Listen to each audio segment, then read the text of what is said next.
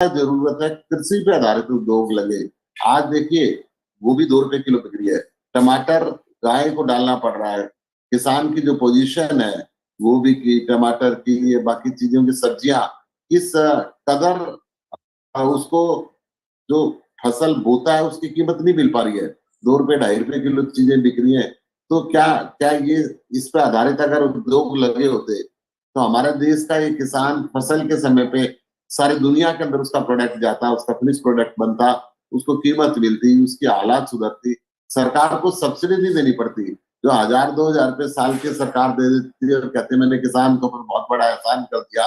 अरे हमारे देश के 70% लोग कृषि पे आधारित हैं। वित्त मंत्री को चाहिए कृषि आधारित उद्योगों को प्राथमिकता दे, उनको गांव-गांव में जाके वो उद्योग लगे ताकि हमारी फसल प्रोसेस होके दुनिया के कोने-कोने के अंदर जाए और किसान हमारा खुशहाल हो सके। आज भी मेरे देश के किसान अगर बेटी को शादी करनी है तो कर्ज लेना पड़ता है, बच्चे को हायर एजुकेशन में भेजाना है तो कर्ज लेना पड़ता है। कहीं ऑस्ट्रेलिया का किसान अमेरिका का किसान हेलीकॉप्टर से अपने खेत में छिड़काव करता है, यूरोप का किसान मर्सिडीज कार से जाता है। मेरे देश के किसान के पास इनके सपने तो नहीं है हेलीकॉप्टर का, मर्सिडीज ठीक है, कार गोपाल जी से किसानों परंतु को अच्छी लेकर जूते जवाब ले उसके लेते पैर हैं में सुशील पहनने जी के लिए आपके नहीं सवाल होती। का। इन बातों को देश की सरकार है, बिल्कुल पार्टी सुशील कोई जी, भी रहे, ठीक है, जब एक-एक पॉइंट सत्ता पे के अंदर चलते हैं। पार्टी आती है तो सोचना गोपाल जी, पड़ेगा किसानों की कि आय मैं दुगनी करने की बात थी 2022 तक, हम जानते हैं बीच में कोरोना का पीरियड रहा, इसलिए चीजों पर धक्का लगा है। किसान यही एक सेक्टर है जिसने कोरोना काल में भी बड़ा सपोर्ट दिया है। क्या कर रहे हैं किसानों को लेकर? देखिए, किसानों की आय दुगनी करने के बारे में बहुत सारा कदम उठाया गया। किसान सहमत भी है कुछ बातों से। 100% तो कोई भी व्यक्ति कभी भी समाधानी नहीं होगा। जिस दिन सब लोग समाधानी हो जाएंगे तब ये देश का रफ्तार रुक जाएगा। देश तो चलता रहेगा, दुनिया चलता रहेगा, लेकिन किसानों को अगर उनके हाथ में 2 पैसे जाने चाहिए तो जो नॉन किसान है उनका माइंडसेट को हमको बदली करना पड़ेगा। हम होटल में जाते हैं तो 250 रुपया 500 रुपए का डिश एक डिश के लिए दे देते होटल में, लेकिन किसान अगर 2 रुपया टमाटर के लिए ज्यादा मांगता है, 2 रुपया बटाटे के लिए ज्यादा मांगता है, तो उसके बारे में फिर बातें होती है, आंदोलन होते हैं। तो किसानों को आपने ज्यादा देना चाहिए, उनका हक का पूरा पैसा उसको मिलना चाहिए। इसके बारे में हमको सोचना पड़ेगा, इसके बारे में ओपन माइंड से डिबेट करना पड़ेगा। सरकार को भी तो दिशा कौन देता है? मीडिया के माध्यम से दिशा मिलती है सरकार को, जनता की आवाज के माध्यम से दिशा मिलती है सरकार को। तो सारे पॉलिटिकल पार्टी के लोगों ने मिलकर इसके बारे में बातचीत करनी होगी। सरकार जो भी कदम के साथ साथ गोपाल जी, सबसे महत्वपूर्ण यह है कि ये एक मौका होता है बजट का, इसमें आप क्या किसी समस्या का समाधान दे रहे हैं या नहीं दे रहे हैं, तो क्या इस समस्या का समाधान भी इस बजट में होगा? निश्चित होगा।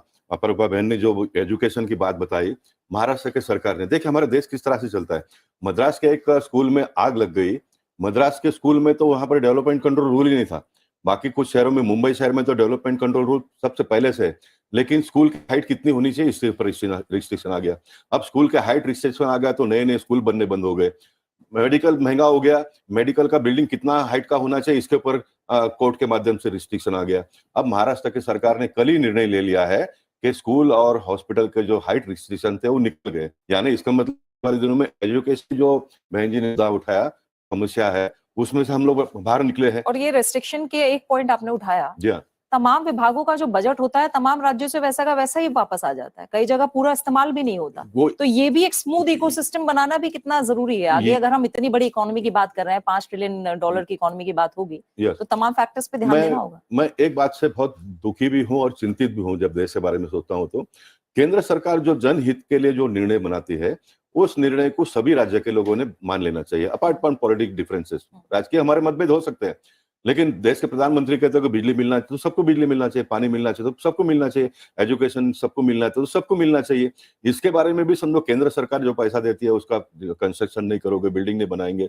आज सारा इसमें लेखा जोखा आ गया है ना। कितने एम्स देश में खुले हैं 2014 के बाद में? विश्वविद्यालय कितने देश में खुले हैं 2014 से 2022 तक? जितने आजादी के 67 साल में नहीं खुले, उतने 8 साल में खुले। तो कह रहे गोपाल जी की अच्छे सुझाव मिलने चाहिए, और प्रधानमंत्री ने भी कहा कि तकरार हो तकरीर भी हो। तो किस तरह से सकारात्मक माहौल देखेंगे हम? तो तमाम अभिभाषण पर भी चर्चा होती है, बजट पर भी चर्चा होती है। मैं चाहूंगा कि जो हुआ है उसका स्वागत करो, और अपेक्षा क्या है वो बात रखिए, उसके बारे में सब लोग मिलकर काम करेंगे तो देश आगे बढ़ेगा। हाँ, गोपाल जी ने सही कहा है कि सबका साथ, सबका विकास, सबका विश्वास, लेकिन ये बात सही में पन्नों पे नहीं हकीकत में हो तो सही में हम लोग सब चाहेंगे कि अपने देश आगे बढ़े, दुनिया में अपना देश का एक अलग पहचान बने। ये सब सब इंडियन का, अपार्ट फ्रॉम पॉलिटिकल पार्टी, हर देश के नागरिक को ये अपेक्षा रहती है। लेकिन आज बताइए हमारे जो देश के परिस्थिति है उस पर जो कह रहे हैं कि गोपाल जी ने जो फंड्स, सवाल उठाया ना, सवाल ये उठाया कि केंद्र से मद में जाता है पैसा अलग अलग विकास कार्यों के लिए, वो इस्तेमाल ही नहीं होता, वो वापस आ मैं जाता बता है। रही हूँ मैं। ठीक है अपूर्वा जी, माफ कीजिएगा, तस्वीरें थोड़ी सी हम बता दें। आप देख पा रहे हैं इस समय संसद भवन से ये सीधी तस्वीरें, जो बजट की कॉपी हैं वो संसद भवन परिसर पहुंच चुकी हैं, और ये जो तमाम बजट की कॉपी हैं वो तमाम सांसदों को दी जानी होती हैं, और बेहद कड़ी सुरक्षा व्यवस्था के बीच ये सारा काम होता है। जैसा आप तस्वीरों में भी देख पा रहे हैं, इस समय मंत्रिमंडल की बैठक चल रही है। मंत्रिमंडल की मंजूरी के बाद ठीक 11 बजे जब संसद की कार्रवाई शुरू होगी, लोकसभा में वित्त मंत्री निर्मला सीतारमन बजट पेश करेंगी, और ये सी तस्वीरें बजट की कॉपियों को लेकर आप संसद भवन पर देख पा रहे हैं। जी हाँ, तमाम प्रक्रिया पूरी होती हुई बजट पेश करने से पहले की राष्ट्रपति से मुलाकात की, उनसे अनुमति प्राप्त की। वित्त मंत्री ने कैबिनेट की बैठक कर रही है, वहां से अनुमति मिलेगी और बजट की प्रतियां भी पहुंची हैं संसद भवन, और देर के पश्चात, जैसा कि मेरी सहयोगी प्रीति कह रही हैं, 11 बजे वित्त बजट 2023-24 पेश करने वाली हैं वित्त मंत्री निर्मला सीतारमण। बिल्कुल, और इसके बाद भी एक अहम पड़ाव होता है जब वित्त मंत्री प्रेस कॉन्फ्रेंस करती हैं, जो तमाम घोषणाओं के मुख्य पॉइंट्स होते हैं बजट, उस पर प्रकारों के सवाल जवाब होंगे, एक जो बारीक विश्लेषण होगा वो कहीं ना कहीं अपनी बात साफ करेंगे वित्त मंत्री। उससे पहले 11 बजे का इंतजार है। तस्वीरें आप जो लगातार आ रही हैं वो टीवी स्क्रीन पर देख पा रहे हैं। और सबसे बड़ी बात है कि पेश होने से और बजट पेश होने के पश्चात बाजार क्या कहता है, वो भी कहीं ना कहीं कहानी बयां करता है कि किस तरीके का बजट पेश किया गया और किस तरीके के बजट की अपेक्षा थी बाजार को। और बाजार आज 437 अंक ऊपर उठकर आज शुरू हुआ है। तो मैं ये कहूंगी, गोपाल जी ने कहा कि इंफ्रास्ट्रक्चर बना है, इसमें कोई हम लोग किंतु परंतु नहीं करते, लेकिन अगर हमारे पास एम्स नए बने हैं तो उसमें डॉक्टर्स की वैकेंसीज क्या फिलअप हुए हैं?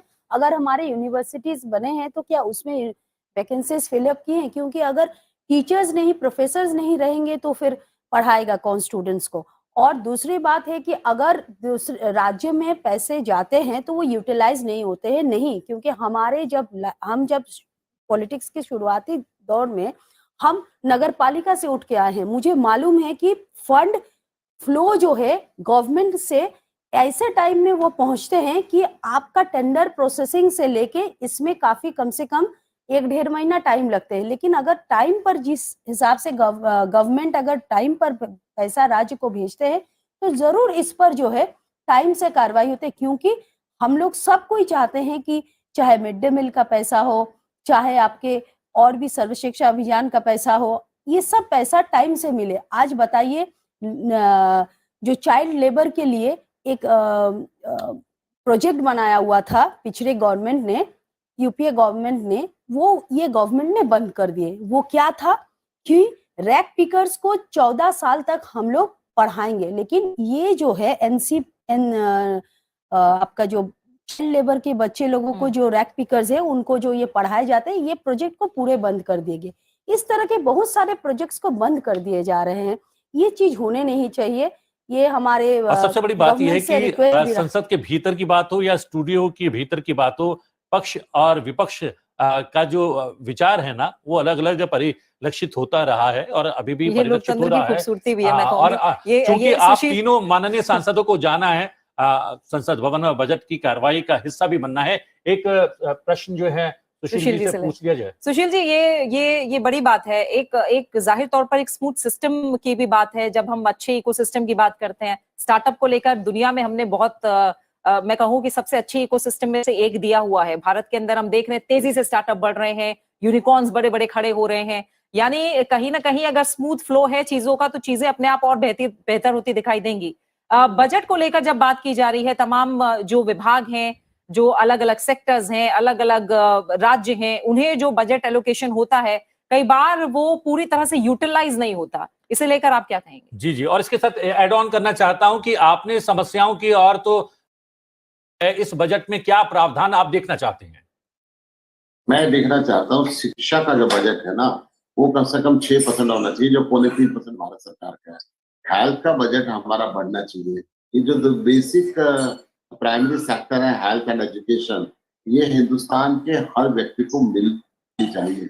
हमने नई एजुकेशन पॉलिसी भी लगाई, हमने राइट टू एजुकेशन एक्ट भी बनाया, परंतु क्या राइट टू एजुकेशन एक्ट के हिसाब से हर 3 किलोमीटर पे स्कूल होना चाहिए, हर 1 किलोमीटर पे प्राइमरी स्कूल होना चाहिए, आबादी के साथ होना चाहिए? क्या ये हम आज से क्रिएट कर पाए? ये तब क्रिएट होंगे जब बजट के अंदर प्रोविजन होगा। अगर भारत सरकार कमीशन जो तय किया था आज से 20 साल पहले, उसने 60% एजुकेशन पे लगाने की बात करी थी, आज तक भी हम पौने 3% भारत सरकार एजुकेशन पे लगा रही है। राज्य सरकारें कहीं कहीं, दिल्ली सरकार की मैं बात करूं, 26% एजुकेशन के ऊपर लगा रही है, हेल्थ के ऊपर 13% लगा रही है, हम 2% के करीब केंद्र सरकार है। लेकिन सुशील जी मैं आपको रोकना चाहता हूं, अगर भारत ये आप जिस प्रतिशत की बात कर रहे हैं शिक्षा पर खर्च करने की, वो सरकारी खर्च की बात कर रहे हैं। कुल मिलाकर अगर देखा जाए जो भारत में शिक्षा पर खर्च होता है वो 26% से ज्यादा है। मैं तो केंद्र सरकार के बजट की बात कर रहा हूँ। केंद्र सरकार का भी तो दायित्व बनता है ना भारत सरकार का कि हिंदुस्तान शिक्षित हो, हिंदुस्तान विकसित हो, तभी तो हिंदुस्तान विकसित होगा। 75 साल देश की आजादी को हो गए, अभी हम विकासशील श्रेणी से निकल नहीं पाए हैं। विकसित देशों के ऊपर हमें सोचना पड़ता है कि वहां हम कैसे जाएं, तभी हिंदुस्तान जाएगा जब हिंदुस्तान शिक्षित होगा। और ये बजट के अंदर पैसा बढ़ाना चाहिए। मैं निर्मला सीतारमन जी से करबद्ध प्रार्थना भी करता हूँ कि इस ओर ध्यान दें। बिल्कुल, यानी अभी जो हालिया रिपोर्ट्स नहीं है शिक्षा को लेकर, वो यही बताती रही हैं कि कोरोना महामारी का असर सबसे ज्यादा शिक्षा पर पड़ा, लेकिन उसके बाद खासकर जो गांव के स्कूल्स हैं वहां ड्रॉप आउट रेट कम हुआ है, लोग ज्यादा अब फॉर्मल एजुकेशन की तरफ बढ़े हैं। लेकिन जो टीचर और स्टूडेंट्स का रेशियो है, जो स्कूल को लेकर इंफ्रास्ट्रक्चर है, आपका सुझाव है सुशील जी कि लगातार उसे और अच्छा बनाया जाए और जो शिक्षा व्यवस्था है उसको लेकर बजट का एलोकेशन और ज्यादा हो। उम्मीद कर रहे हैं कि जो आपकी पॉइंट्स हैं उन पर भी कहीं ना कहीं वित्त मंत्री का गौर होगा और देखना होगा शिक्षा और स्वास्थ्य को लेकर। तो एक स्वास्थ्य पे तो हमने एक बड़ा बदलाव देखा है, कोविड के बाद एक बड़ा बदलाव रहा और एक बड़ा हिस्सा जो बजट का है वो स्वास्थ्य की तरफ मुड़ा है। तो ऐसे में और कितना दायरा इसका बड़ा होता देखेंगे बजट के अंदर, इस पर जरूर नजरें रहेंगी। 11 बजे 20 मिनट का करीब का वक्त है प्रतिबिंब, जब बजट पेश होगा और देखना होगा कि जो तमाम लोगों के साथ साथ हमारे दिल की धड़कन भी लगातार बढ़ रही है। लेकिन शिक्षा के अनुपात की यहाँ पर बात कही है आपने कि वो लगातार बढ़ा है। अनुपात की बात करें तो लड़कियों का स्कूल जाना भी, उसकी संख्या में भी इजाफा हुआ है। ये एक बहुत बड़ा पक्ष है। बिल्कुल। और जैसा मैंने आपको बताया कि जो हालिया रिपोर्ट है, चाहे वो शिक्षा मंत्रालय की रही हो या अलग से जो एनजीओज अपने आप शिक्षा को लेकर रिपोर्ट्स तैयार कर रही हैं, वो यही इशारा कर रही हैं कि सरकारी स्कूलों में नामांकन बढ़ रहा है लगातार। लेकिन बड़ी बात यही है कि जो टीचर और बच्चों का रेशियो है गांव में खास तौर पर, उस पर ध्यान देना होगा। जो डिजिटल डिस्पैरिटी की बात है गांव और शहरों में को लेकर, उस पर जाहिर तौर पर ध्यान देना होगा ताकि डिजिटली कनेक्ट हो गांव के लोग। इसके लिए एक बड़ा पुश क्या बजट के जरिए निकलता हम देखेंगे। इंफ्रास्ट्रक्चर पर बहुत बड़ा जोर पिछले बजट में रहा, इस बार भी इंफ्रास्ट्रक्चर के साथ साथ क्या और ऐसे आयाम रहेंगे जहां बजट का फोकस रहेगा ताकि जो $5 ट्रिलियन की इकोनॉमी की बात हम कर रहे हैं उस पर हम और तेजी से आगे बढ़ सकें। भले ही जो तमाम अंतर्राष्ट्रीय एजेंसियां हैं, IMF हो, वर्ल्ड बैंक हो या फिर जो तमाम बड़े अर्थशास्त्री हैं, वो भारत की तरफ उम्मीद भरी नजरों से देख रहे हैं और उसमें बजट में जो भी छोटे और बड़े कदम हैं वो कहीं ना कहीं एक पुल साबित होंगे, एक ब्रिज साबित होंगे एक बड़ी अर्थव्यवस्था की ओर बढ़ने के लिए। और सब बात जब अन्य देशों की जीडीपी हमसे बेहतर रहती है, आर्थिक विकास दर हमसे ज्यादा रहता है, तो तुलना की जाती है। जब हम और अन्य देशों से बेहतर स्थिति में है, दुनिया की सबसे तेज गति से बढ़ने वाली अर्थव्यवस्था बन गए हैं, तब इस और कम लोगों का ध्यान जाता है। बिल्कुल। सुशील जी, आपने स्वास्थ्य और शिक्षा को लेकर बातें कही और बिल्कुल बुनियादी ये बातें भी हैं, कुछ सुझाव आपने दिए हैं। इसके अलावा आपने टैक्स को लेकर कुछ सुझाव दिए हैं। आप चाह रहे हैं कि रियायत टैक्स पर सीधे तौर पर भी दिखाई देनी चाहिए बजट में। अब 20 मिनट बाद, करीब 15-16 मिनट बाद बजट आने वाला है। बताइए और बड़े पॉइंट्स आप क्या चाहते हैं जो शामिल होने चाहिए? किसान की हालत सुधरे, महिलाओं को विशेष रियायत मिले, टैक्स की मैंने आपको बता दिया, हेल्थ और एजुकेशन के ऊपर सेक्टर में कुछ न कुछ बजट की परसेंटेज बढ़े और ग्रामीण क्षेत्र के अंदर उद्योग विशेष तौर पे लगे ताकि हमारा जो देश मुख्य तौर पर कृषि पर आधारित देश है, उस देश की जो मुख्य अर्थव्यवस्था है, जो कोरोना के अंदर भी जिस क्षेत्र में किसानों ने बचा के रखा है, उनकी आय को बढ़ाना है, तो उनकी फसल प्रोसेस होके दुनिया के हर हिस्से के अंदर जानी चाहिए। मैं वित्त मंत्री जी से निवेदन करना चाहूंगा कि जो कृषि पर आधारित उद्योग हैं, उनके लिए एक स्पेशल स्कीम निकाले, उन उद्योगों को प्रोत्साहित करे।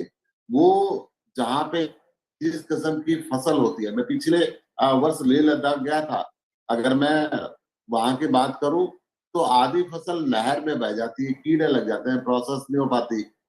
मैं एप्रिकॉट की बात करता हूँ, एप्रिकॉट हमारे देश के लेकिन अंदर इतना बजट जो होता है पैदा होता है कि सुशील जी दुनिया का केवल परंतु खर्च का ब्यौरा नहीं होता बजट। खर्च कितना हुआ, कितना पैसा जो है सरकार के खाते में आया और कितनी बचत हुई, ये तीनों का लेखा जोखा होता है। आप जो बिंदु उठा बिल्कुल रहे हैं उसमें खर्च की बात तो की जा रही है, आय कैसे बढ़े सरकार की? जब आय सरकार की बढ़ेगी तभी अलग अलग क्षेत्रों पर खर्च हो पाएगा ना। आय तो जीएसटी हर चीज पे लगा दिया, आय तो बढ़े रही है। आपका जो नहीं, इन्वेस्ट का जीएसटी स्लैब की है, आपने उसके अंदर जीएसटी की ज्यादा बात कही है, लोगों तो को जीएसटी आपको को कवर करना लेकर है। एक जीएसटी को लेकर एक बहुत बड़ी संशय की स्थिति है। और संशय की स्थिति यह है कि जब जीएसटी काउंसिल की बैठक होती है उससे पूर्व आप ही के पार्टी के राजनेता इस बात को कहते हैं कि पेट्रोलियम पदार्थ जो हैं वो कहीं ना कहीं जीएसटी के मद में आने चाहिए, उसके अंतर्गत आने चाहिए। लेकिन जब जीएसटी काउंसिल की वो बैठक होती है तो जीएसटी के अंतर्गत आने चाहिए, इस बात को बिसरा दिया जाता है। अब आपके पार्टी का आपका अपना व्यक्तिगत मत क्या है? क्या पेट्रोल डीजल के दाम हमारे जीएसटी के दायरे में लाए जाने हमारे चाहिए? पार्टी हमारे हम पार्टी हम एक हमेशा जानकारी मत दे दें, रही है कैबिनेट कि की जीएसटी बैठक हो आएगी चुकी करवा है। के कैबिनेट सुविधा की है, हम बैठक उसके के बाद पश्चात अब वित्त मंत्री जाएंगी संसद भवन और 11 बजे के करीब आम बजट 2023-24 पेश करेंगी। बिल्कुल, और ये तस्वीरें बजट की कॉपियों की आप देख रहे हैं। बजट जो पेश किया जा रहा है वो पेपरलेस है। ये तमाम जो कॉपी है वो तमाम सांसदों को दी जानी है। बजट की कॉपीज आप देख रहे हैं। बस कुछ ही पलों का इंतजार, करीब 9 मिनट बाद संसद का सत्र शुरू होगा। दूसरा दिन है आज। बजट सत्र की शुरुआत कल हुई राष्ट्रपति के अभिभाषण के साथ। पहला दिन महिला राष्ट्रपति के नाम रहा, दूसरा दिन भी बजट का महिला वित्त मंत्री के नाम रहेगा। और आज हम वित्त मंत्री निर्मला सीतारमन को संसद में 11 बजे लोकसभा में बजट पेश करते देखेंगे और इसके बाद राज्यसभा में भी बजट की कॉपी रखी जाएगी। ये जो तस्वीरें हैं ये बजट की कॉपियों की हैं, जो हरे रंग के कपड़े से आप सील्ड देख रहे हैं। बहुत कड़ी सुरक्षा व्यवस्था होती है इन कॉपियों को लेकर भी। किसी भी तरह कोई भी लाइन बजट पेश होने से पहले बाहर ना आए, इसे लेकर पूरा इंतजाम किया जाता है। और ये संसद भवन परिसर कॉपियां पहुंच चुकी हैं। वित्त मंत्री निर्मला सीतारमन केंद्रीय मंत्रिमंडल के साथ बैठक करके बजट पर मंजूरी ले चुकी हैं और अब बस कुछ ही पलों बाद देश के सामने होगा वित्त वर्ष 2023-24 का आम बजट। जी हाँ, क्या ये बजट $5 ट्रिलियन की अर्थव्यवस्था बनाने वाला बजट होगा? क्या 25 बरस के भीतर भारत को विकासशील देश से विकसित राष्ट्र बनाने वाला बजट होगा? सबकी निगाहें इस बात पर टिकी रहेंगी।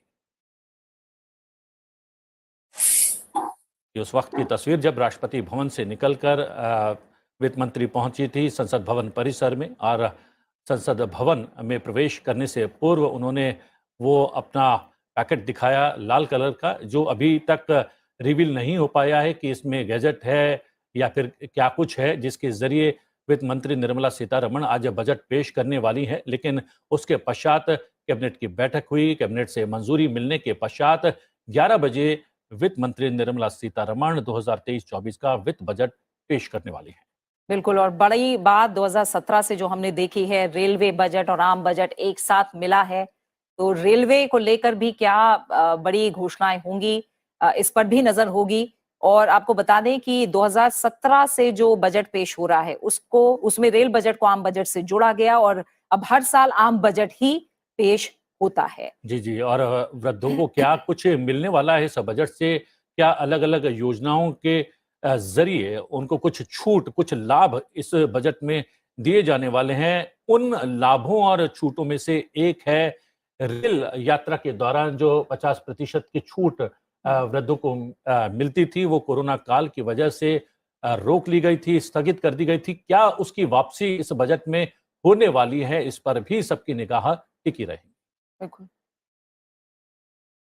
सुशील जी, बस कुछ ही पल और बचे हैं बजट को लेकर, और जैसी बात भी हो रही है कि तमाम आप लोग के सुझाव काफी अच्छे सुझाव होते हैं, और सरकार ये चाहती भी है कि अलग अलग जो दल हैं वो अपने सुझाव दें, ताकि अगर सुधार की कोई गुंजाइश है तो वो किया जा सके। लेकिन जाहिर तौर पर जैसा प्रतिबिंब ने भी कहा कि खर्च और आय में संतुलन बनाना एक बड़ी चुनौती होती है। उन सब के बीच सरकार के कदमों को कैसे देख रहे हैं? और सबसे बड़ी बात है, प्रधानमंत्री ने जो कहा है कि भारत का आम बजट दुनिया के लिए आशा की किरण बनेगा। न केवल भारतवासी इस बजट पर निगाहें टिकाए हैं, बल्कि पूरा विश्व देखना चाहता है कि विश्व की सबसे तेज गति से आगे बढ़ने वाली अर्थव्यवस्था का इस बार का वित्त बजट कैसा होता है। और प्रधानमंत्री बड़ी ने बात देखिए प्रतिबिंब,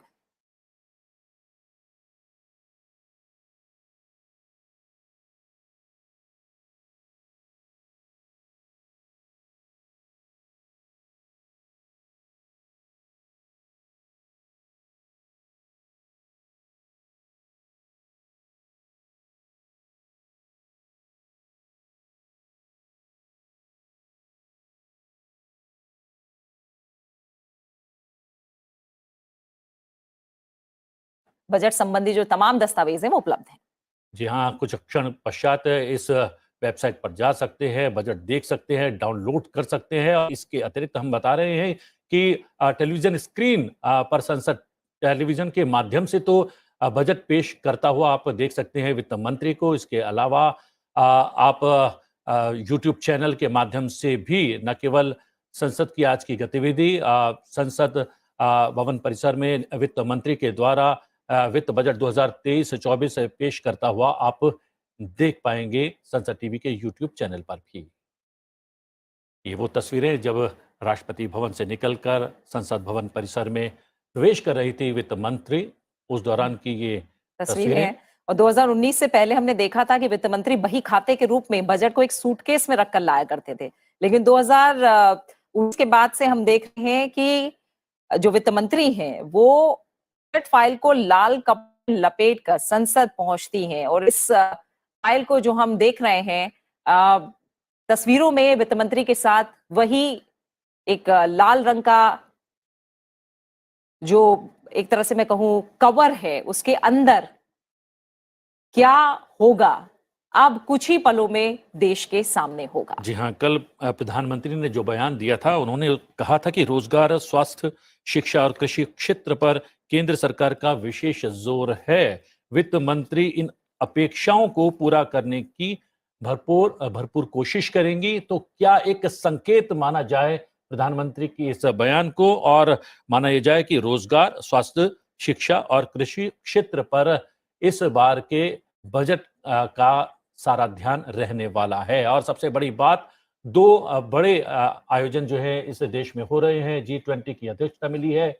इस बार का सम्मेलन G20 का भारत में होने वाला है। इसके अलावा अमृत काल में हम प्रवेश कर गए हैं, और अमृत काल को लेकर देश के विभिन्न हिस्सों में अलग अलग कार्यक्रम हो रहे हैं। तो इन दो जो समारोह की बात करें, उसका भी रिफ्लेक्शन क्या परिलक्षित होता है इस बार के आम बजट में, सबकी नजर इस बात पर भी टिकी रहेगी। सुशील जी, एक आखिरी रिएक्शन, जैसा प्रधानमंत्री ने भी कहा कि अर्थव्यवस्था दुनिया की जानी माने जो आवाजें हैं बड़ी अर्थव्यवस्थाओं से जुड़ी हुई, वो देश के लिए सकारात्मक संदेश दे रही है कहीं ना कहीं। और बजट के ऊपर सिर्फ भारत की नजरें नहीं है, बल्कि दुनिया भर की नजरें हैं, और ये आशा की किरण भी बनेगा। तो आप लोग का रोल किस तरह से रहेगा बजट भाषण में के बाद जो चर्चा कोई होगी? डाउट नहीं है कि हिंदुस्तान की अर्थव्यवस्था, हिंदुस्तान के व्यापार के ऊपर सारी दुनिया की नजर होती है कि किस तरीके से आजकल तो व्यापार का ग्लोबलाइजेशन सिस्टम हो गया है। हर देश के बजट के ऊपर हर देश के नागरिक की नजर रहती है।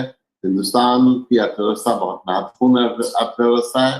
हिंदुस्तान के अंदर क्या हो रहा है, एक बड़ा देश होने के नाते सारी दुनिया इस तरफ देखना चाहती है, और हिंदुस्तान की जनता भी देखना चाहती है कि वित्त मंत्री कैसा बजट पेश करेंगी, क्या गृहिणी दे पाएंगी, क्या रसोई के बोझ को कुछ कम कर पाएंगी, क्या हिंदुस्तान के किसान की हालत को सुधार पाएंगी। हिंदुस्तान वासी भी देखते हैं और दुनिया के लोग भी देखते हैं, और मेरी शुभकामनाएं हैं। मैं उम्मीद करता हूँ कि निर्मला सीतारमन जी आज हिंदुस्तान के लोगों की आशाओं के अनुरूप बजट दे, ताकि कम से कम चुनावी वर्ष के अंदर तो लोगों की उम्मीद पूरी हो सके। पिछले कई वर्षों से लोग उम्मीद करते थे कि कुछ न कुछ राहत मिलेगी। इस वर्ष ये राहत होगी की जा रही है। आर्थिक सर्वेक्षण की बात करें तो उसमें 6 से लेकर 6.8 जीडीपी रहने का अनुमान जताया गया है। ये अनुमान आपको लगता है कि सही है या फिर इससे और भी बेहतर होना चाहिए या हो सकता है?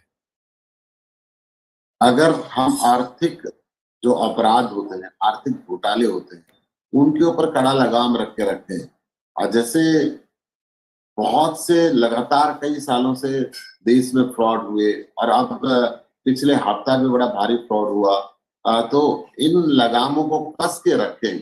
नियम कानून तो बने हुए बहुत हैं, परंतु नियम कानून का पालन सबके लिए एक जैसा हो, तो मैं समझता हूं कि आर्थिक विकास के अंदर मिलेगी। वैसे तो आर्थिक सर्वेक्षण में 1% विकास दर को घटा दिखाया है। अंतर्राष्ट्रीय जो बाजार है उसको देखने से मुझे लगता है कि आर्थिक जो हमारी जीडीपी की ग्रोथ है वो 5% के करीब होनी चाहिए, जो पिछले 7-8% मुख्य आर्थिक सलाहकार कह रहे हैं कि जो 6.8 तक का टारगेट है, करीब 6% से लेकर हम अपर लिमिट में ही रहेंगे, यानी 6.5% के आसपास। फिलहाल बहुत बहुत शुक्रिया आपका हमारे साथ जुड़ने के लिए और बातचीत के लिए सुशील जी। और सीधा एक बार हम चलते हैं, सूरज मोहन झा हमारे सहयोगी जुड़े हुए हैं। सूरज, बताइए क्या अपडेट है? बस कुछ ही पलों का इंतजार, 5 मिनट का समय बचा है, मंत्रिमंडल की बैठक हो गई, क्या अपडेट मिल रहा है? बिल्कुल प्रीति, यहाँ पर अब जो है हम देख रहे हैं सदन में काफी गहमागहमी है। जिस तरह से थोड़ी देर पहले अभी कैबिनेट हुई है और उसने बजट को अप्रूव किया है, उसके बाद अब सांसद, तमाम दलों के सांसद जो हैं वो संसद भवन में आ रहे हैं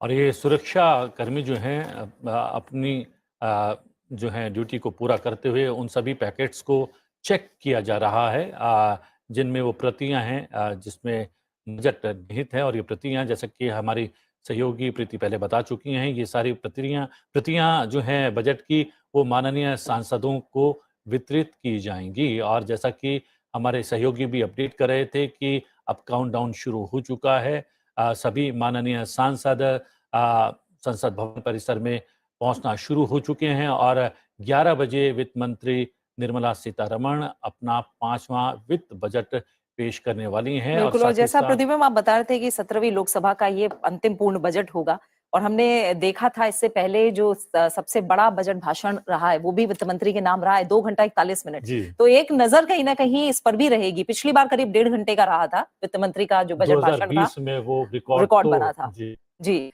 तो ये भी देखना होगा कि आज जो बजट रहेगा वो कितना बड़ा रह सकता है, कितना विस्तृत रह सकता है।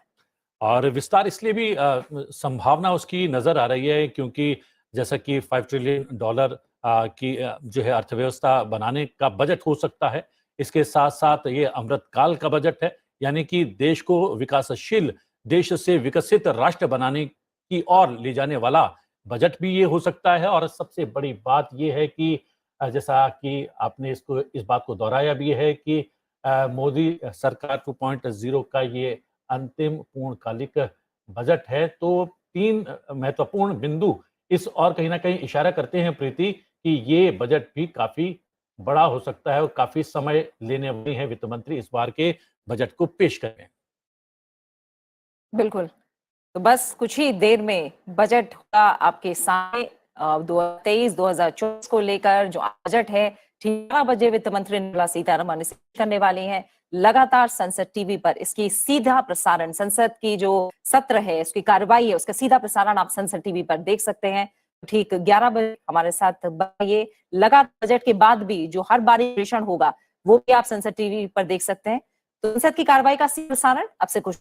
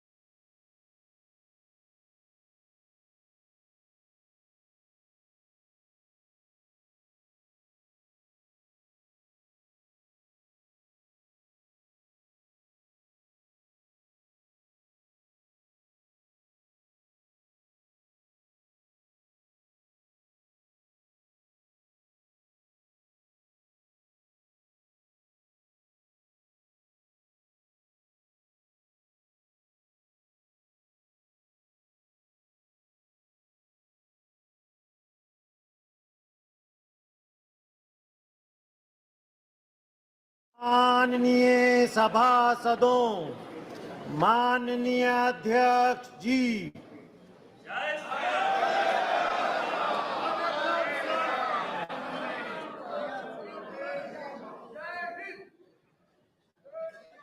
आइटम नंबर 1 माननीय वित्त मंत्री Shrimati Nirmala Sitharaman.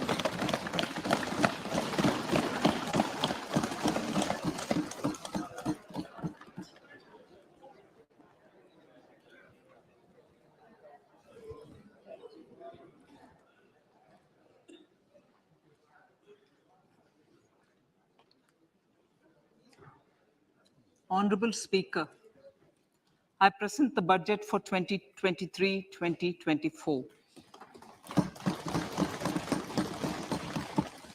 This is the first budget in Amrit Kal.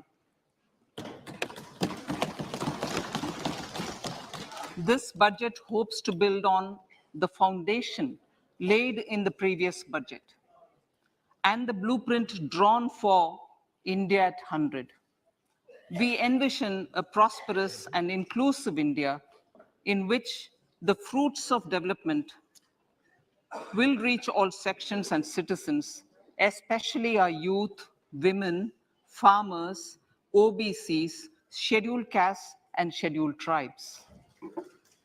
In the 75th year of our independence, the world has recognized the Indian economy as a bright star. Our current year's economic growth is estimated to be at 7%. It is notable that this is the highest among all the major economies. This is in spite of the massive slowdown globally caused by COVID-19 and the war. The Indian economy is therefore on the right track and despite a time of challenges, heading towards a bright future. Today, as Indians stand with their head held high and the world appreciates India's achievements and successes, we are sure that elders who had fought for India's independence will, with joy, bless us in our endeavors going forward as well. Our focus on wide-ranging reforms and sound policies implemented through Sabka Prayas, resulting in Jan Bhagidari and targeted support to those in need, helped us perform well in trying times. India's rising global profile is because of the several accomplishments. Unique world-class digital public infrastructure, example, Aadhaar, CoWIN, and UPI. COVID vaccination drive in unparalleled scale and speed. Proactive role in frontier areas such as achieving the climate-related goals, Mission Life, and National Hydrogen Mission. During the COVID-19 pandemic, we ensured that no one goes to bed hungry with a scheme to supply free food grains to over 80 crore persons for 28 months. Continuing our commitment to ensure food and nutritional security, we are implementing from 1st January 2023 a scheme to supply free food grain to all Antyodaya and priority households for the next 1 year. Under PM Garib Kalyan Anna Yojana, the entire expenditure of about 2 lakh crore will be borne by the central government. In these times of global challenges, the G20 presidency gives us a unique opportunity to strengthen India's role in the world economic order. With the theme of Vasudhaiva Kutumbakam, we are steering an ambitious, people-centric agenda to address global challenges and to facilitate sustainable economic development. The government's efforts since 2014 have ensured for all citizens a better quality of life and life of dignity. The per capita income has more than doubled to 1.97 lakh rupees. In these 9 years, the Indian economy has increased in size from being 10th to 5th largest in the world. We have significantly improved our position as well as a well-governed and innovative country with a conducive environment for business as reflected in several अनेक वैश्विक सूचकांकों में परिलंबित होता है। हमने कई साधारणीय विकास लक्ष्यों में भी उल्लेखनीय प्रगति की है। अर्थव्यवस्था और अधिक औपचारिक हो गई है, जैसा कि वर्ष 2022 में ईपीएफओ सदस्यता के दुगने से अधिक 27 करोड़ होने और यूपीआई के माध्यम से 126 लाख करोड़ के 7,400 करोड़ डिजिटल भुगतान से प्रतिबिंबित होता है।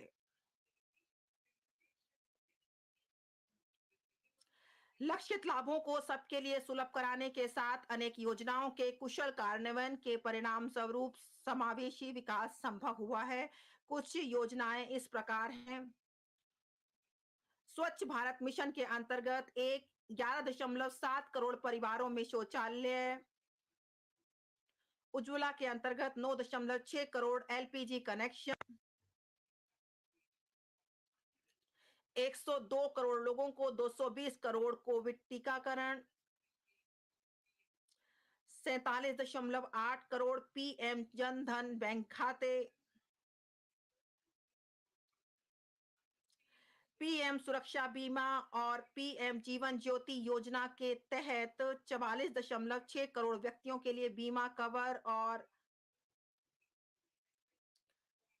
11.4 करोड़ से अधिक किसानों को 2.2 लाख करोड़ का नकद अंतरण देना पीएम किसान सम्मान निधि के अंतर्गत। अमृत काल के लिए हमारी संकल्पना में सुदृढ़ लोक वित्त और सशक्त वित्तीय क्षेत्र के साथ प्रौद्योगिकी चालित और ज्ञान आधारित अर्थव्यवस्था शामिल है। यह हासिल करने के लिए सबका साथ, सबका प्रयास के माध्यम से जन भागीदारी अनिवार्य है। इस विजन को हासिल करने के लिए आर्थिक एजेंडा में 3 चीजों पर ध्यान केंद्रित किया जाएगा। पहला, नागरिकों विशेषकर युवा वर्ग को अपनी आकांक्षाओं की पूर्ति करने के लिए पर्याप्त अवसर उपलब्ध कराना। दूसरा, विकास और रोजगार सृजन पर विशेष ध्यान देना। और तीसरा, वृहद आर्थिक सुस्थिरता को सुदृढ़ करना।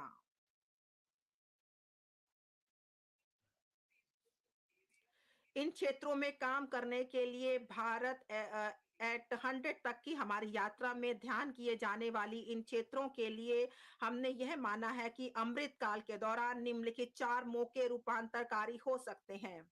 महिलाओं का आर्थिक सशक्तिकरण। दीनदयाल अंत्योदय योजना राष्ट्रीय ग्रामीण आजीविका मिशन ने असाधारण कामयाबी हासिल की है। ग्रामीण महिलाओं को 81 लाख स्व सहायता समूह से जोड़कर हम इन समूहों को अगले स्तर पर, जो कि आर्थिक सुशासन दिया जाएगा और बड़े स्तर पर हम उनको जोड़ेंगे और प्रत्येक के पास कई हजार सदस्य होंगे और जिन्हें पेशेवर तरीके से संचालित किया जाएगा। उन्हें कच्चा माल की आपूर्ति की जाएगी और उन्हें उत्पादों की बेहतर डिजाइन, गुणवत्ता, ब्रांडिंग और मार्केटिंग के साथ उनकी सहायता की जाएगी। अनुसमर्थक नीतियों के साथ उन्हें इस बात के लिए सक्षम बनाया जाएगा कि वे बड़े उपभोक्ता बाजार में सेवा देने के लिए अपने प्रचालनों का दायरा बढ़ाएं। पीएम विश्वकर्मा कौशल सम्मान, पीएम विकास। सदियों से अपने हाथों से औजारों के सहारे काम करने वाले पारंपरिक कारीगरों और शिल्पकारों ने भारत का नाम रोशन किया है। उन्हें सामान्यतः विश्वकर्मा के नाम से संबोधित किया जाता है। उनके द्वारा बनाई गई कलाकृति और हस्तशिल्प आत्मनिर्भर भारत की सच्ची भावना को निरूपित करते हैं। पहली बार उनके लिए सहायता पैकेज की परिसंकल्पना की गई है। इस नई स्कीम के माध्यम से उन्हें अपने उत्पादों की गुणवत्ता, पैमाने और पहुंच में सुधार लाने, उन्हें एमएसएमई वैल्यू चेन के साथ एकीकृत होने में सक्षम बनाएगी। इस योजना के संगठकों में न केवल वित्तीय समर्थन शामिल होगा, बल्कि उनमें उन्नत कौशल प्रशिक्षण, आधुनिक डिजिटल तकनीकों की जानकारी और दक्ष हरित प्रौद्योगिकियां, ब्रांड प्रमोशन, स्थानीय एवं वैश्विक बाजारों के साथ संयोजन, डिजिटल भुगतानों और सामाजिक सुरक्षा के प्रति सुलभता भी शामिल होगी। इसमें अनुसूचित जातियों, अनुसूचित जनजातियों, अन्य पिछड़ा वर्गों, महिलाओं और कमजोर वर्गों के लोगों को बहुत सहायता दी जाएगी। पर्यटन, हमारे देश में घरेलू के साथ साथ विदेशी पर्यटकों के लिए आकर्षक स्थानों की भरमार है। पर्यटन में अपार संभावनाएं हैं जिनका उपयोग किया जाना है। इस क्षेत्र में विशेषकर युवाओं के लिए नौकरियां एवं उद्यमिता के शानदार मौके हैं। पर्यटन को बढ़ावा देने का कार्य राज्यों की सक्रिय सहभागिता, सरकारी कार्यक्रमों से समन्वय और पब्लिक प्राइवेट भागीदारी के साथ मिशन मोड में किया जाएगा। हरित विकास, हम हरित ईंधन, हरित ऊर्जा, हरित खेती, हरित मोबिलिटी, हरित भवन और हरित उपस्कर के लिए अनेक कार्यक्रम और विभिन्न आर्थिक क्षेत्रों में ऊर्जा के कुशल उपयोग के लिए नीतियां क्रियान्वित कर रहे हैं। हरित विकास के ये प्रयास अर्थव्यवस्था की कार्बन सघनता को कम करने में सहायता पहुंचाते हैं और हर क्षेत्र में बड़े पैमाने पर नौकरियों के मौके उपलब्ध कराते हैं। इस बजट की प्राथमिकताएं, इस बजट में निम्नलिखित 7 प्राथमिकताएं अपनाई गई हैं। वे एक दूसरे का संपूर्ण करती हैं और अमृत काल के दौरान हमारा मार्गदर्शन करते हुए सप्तऋषि की भांति कार्य करती हैं। समावेशी विकास, अंतिम व्यक्ति तक पहुंचना, अवसंरचना एवं निवेश, सक्षमता को सामने लाना, हरित विकास, युवा शक्ति और वित्तीय क्षेत्र।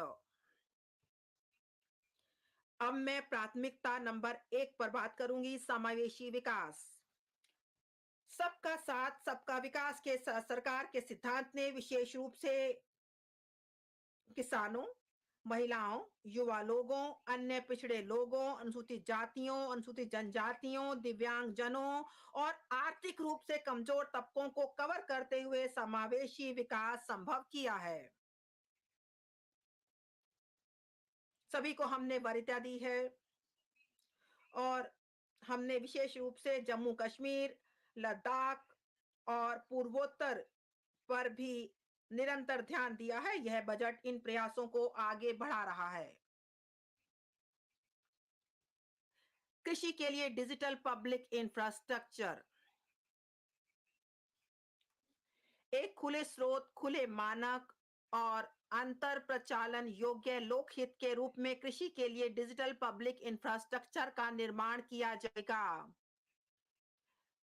इससे फसल नियोजन एवं स्वास्थ्य के लिए संगत सूचना सेवाओं, फार्म इनपुट के प्रति बेहतर सुलभता, ऋण एवं बीमा, फसल आकलन के लिए सहायता, मार्केट इंटेलिजेंस और एग्रीटेक इंडस्ट्री एवं स्टार्टअप्स के विकास के लिए समर्थन के माध्यम से समावेशी किसान केंद्रित समाधान संभव हो पाएंगे। कृषि वर्धक निधि, agriculture accelerator fund, agri startups खोलने के लिए जो युवा उद्यमी है ग्रामीण क्षेत्रों में, उनके लिए उन्हें प्रोत्साहित करने के लिए कृषि वर्धक निधि स्थापित की जाएगी। इस निधि का उद्देश्य होगा किसानों के सामने पेश आ रही चुनौतियों का नवोन्मेषी एवं किफायती समाधान उपलब्ध कराना। यह कृषि through public-private partnerships. This will mean collaboration between farmers, state, and industry for input supplies, extension services, and market linkages. We will launch an Atmanirbhar Clean Plant program to boost availability of disease-free, quality planting material for high-value horticultural crops at an outlay of 2,200 crores. Global hub for millets which are Sri Anna. India is the forefront.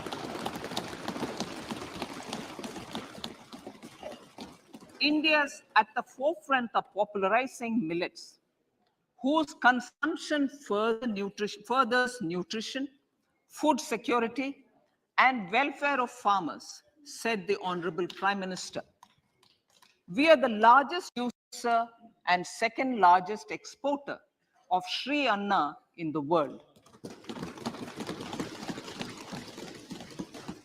We grow several types of Sri Anna, such as Sri Anna Jowar, Sri Anna Ragi, Sri Anna Bajra, Sri Anna Kutu, Ramdana, Kangni, Kutni, Kutki, Kodo, China, and Sama. These have a number of health benefits and have been an integral part of our food for centuries. I acknowledge with pride the huge service done by small farmers in contributing to the health of fellow citizens by growing these Sri Anna. Now, to make India a global hub for Sri Anna, the Indian Institute of Millet Research, ideally Indian Institute of the Sri Anna Research, Hyderabad, will be supported as the center of excellence for sharing best practices, research, and technologies at the international level.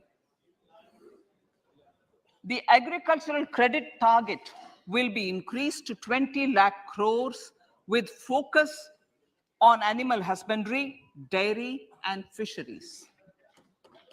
We will launch a new sub-scheme of PM Matsya Sampada Yojana, which is an existing scheme, but we launch a new sub-scheme with targeted investment of 6,000 crores to further enable activities of fishermen, fish vendors, and micro and small entrepreneurs, improve value chain efficiencies, and expand the market. For farmers, especially small and marginal farmers and other marginalized sections, the government is promoting cooperative-based economic development model. A new Ministry of Cooperation was formed with a mandate to realize the vision of Sahkar Se Samriddhi. To realize this vision, the government has already initiated computerization of 63,000 primary agricultural credit societies with an investment of 2,516 crores. In consultation with all the stakeholders and the states, model bylaws for PACS were formulated, enabling them to become multi-purpose PACS. A national cooperative database is being prepared for countrywide mapping of cooperative societies. With this backdrop, we will implement a plan to set up massive decentralized storage capacity.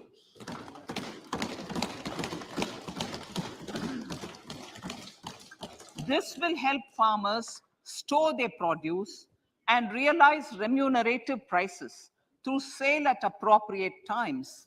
The government will also facilitate setting up of a large number of multi-purpose cooperative societies, primary fisheries societies, and dairy cooperative societies in uncovered panchayat and villages in the next 5 years.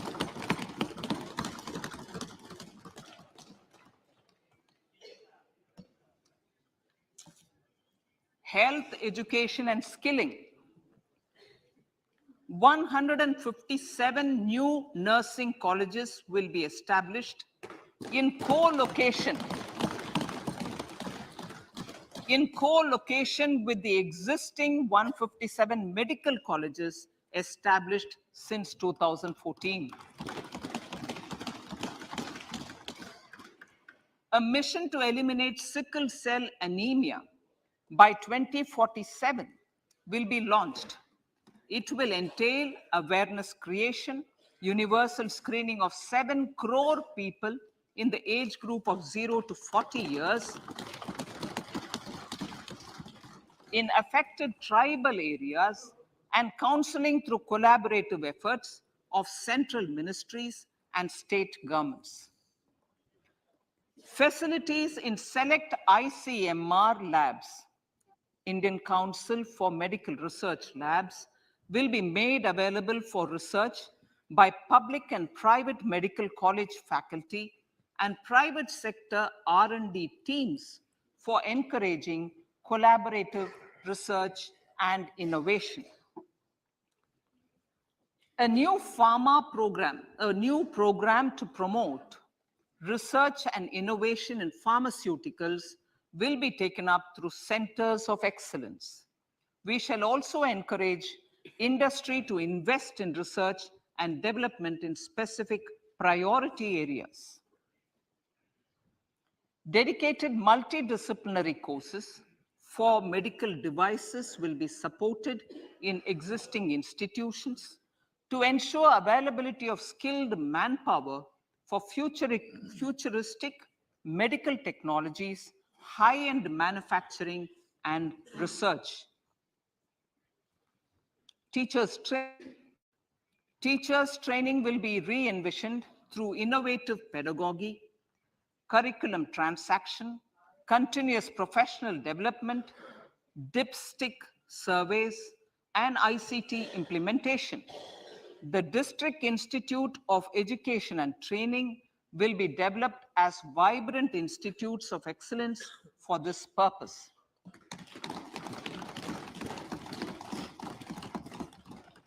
National Digital Library for Children and Adolescents. A National Digital Library for Children and Adolescents will be set up for facilitating availability of quality books across geographies, languages, genres, and levels, and device-agnostic accessibility. States will be encouraged to set up physical libraries for them at panchayat and ward levels and provide infrastructure for accessing the National Digital Library resources. Additionally, to build a culture of reading and to make up for pandemic time learning loss, the National Book Trust, the Children's Book Trust, and other sources will be encouraged to provide and replenish non-curricular titles in regional languages and in English to these physical libraries. Collaboration with NGOs that work in literacy will also be a part of this initiative to inculcate financial literacy. Financial sector regulators and organizations will be encouraged to provide age-appropriate reading material to these libraries. I move to priority 2, reaching the last mile. Prime Minister Vajpayee's government had formed the Ministry of Tribal Affairs and the Department of Development of Northeast Region to provide a sharper focus to the objective of reaching the last mile. Our government has formed the ministries of Ayush, Fisheries, Animal Husbandry and Dairying, Skill Development, Jal Shakti, and Cooperation. Building on the success of the Aspirational Districts program, the government has recently launched the Aspirational Blocks program, covering 500 blocks for saturation of essential government services across multiple domains such as health, nutrition, education, agriculture, water resources, financial inclusion, skill development and basic infrastructure. Manya Speaker, sir, Pradhan Mantri PBTG, which is Primitive Vulnerable Tribal Groups Development Mission, is being launched. To improve socio-economic conditions of the particularly vulnerable tribal groups, the PBTGs as we refer them to, Pradhan Mantri PBTG Development Mission will be launched. This will saturate PBTG families and habitations with basic facilities such as safe housing, clean drinking water and sanitation, improved access to education, health, nutrition, road and telecom connectivity, and sustainable livelihood opportunities. An amount of 15,000 crores will be made available to implement the mission in the next 3 years under the Development Action Plan for the Scheduled Tribes. Ekalavya Model Residential Schools. In the next 3 years, Center will recruit 38,800 teachers and support staff for the 740 Ekalavya Model Residential Schools, which is serving 3.5 lakh tribal students.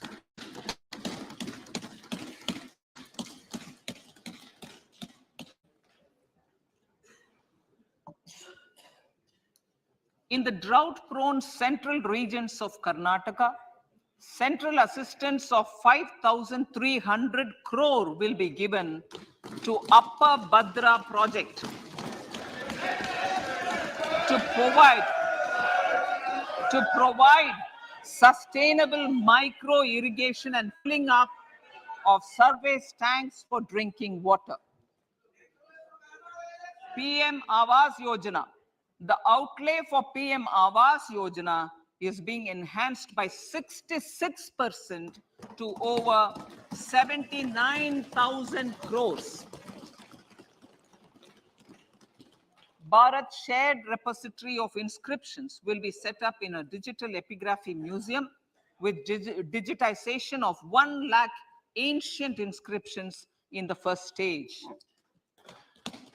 Support for poor prisoners. For poor persons who are in prisons and unable to afford the penalty or the bail amount, required financial support will be provided.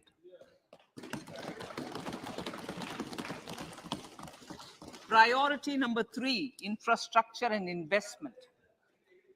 Investments in infrastructure and productive capacity have a large multiplier impact on growth and employment. After the subdued period of the pandemic, private investments are growing again. The budget takes the lead once again to ramp up the virtuous cycle of investment and job creation. Honorable Speaker, sir, the capital investment outlay is being increased steeply for the 3rd year in a row by 33% to 10 lakh crores, which would be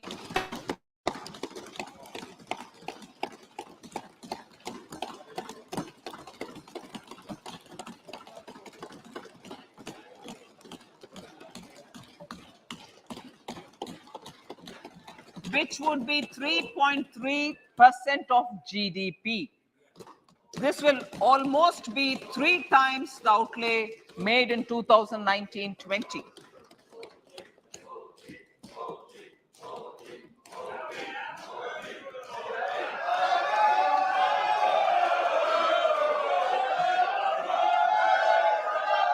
This substantial increase in recent years is central to the government's efforts to enhance growth potential and job creation, crowd in private investments, and provide a cushion against global headwinds.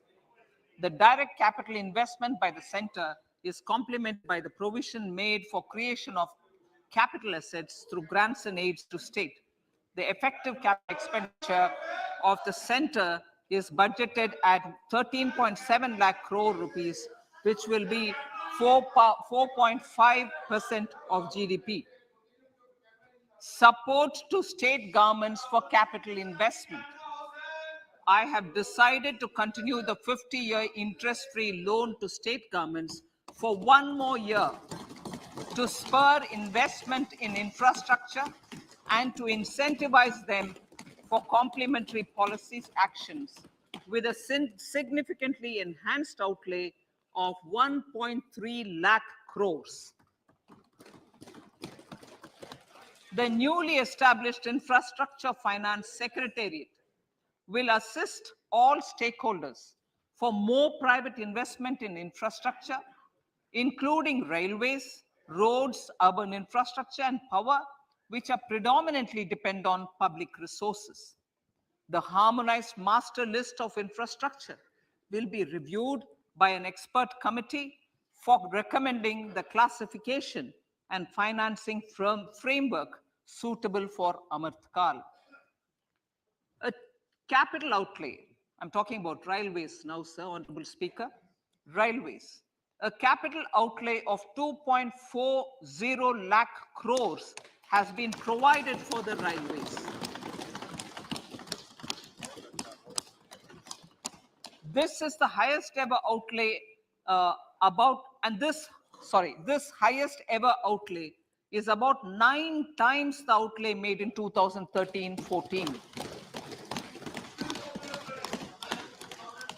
100 critical transport infrastructure projects for last and first mile connectivity for ports, coal, steel, fertilizer, and food grain sectors have been identified.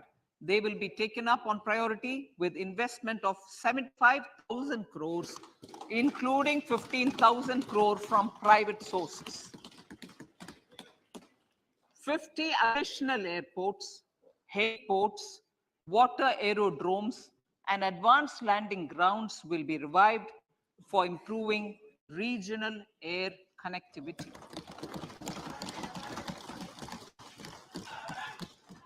Sustainable cities for tomorrow.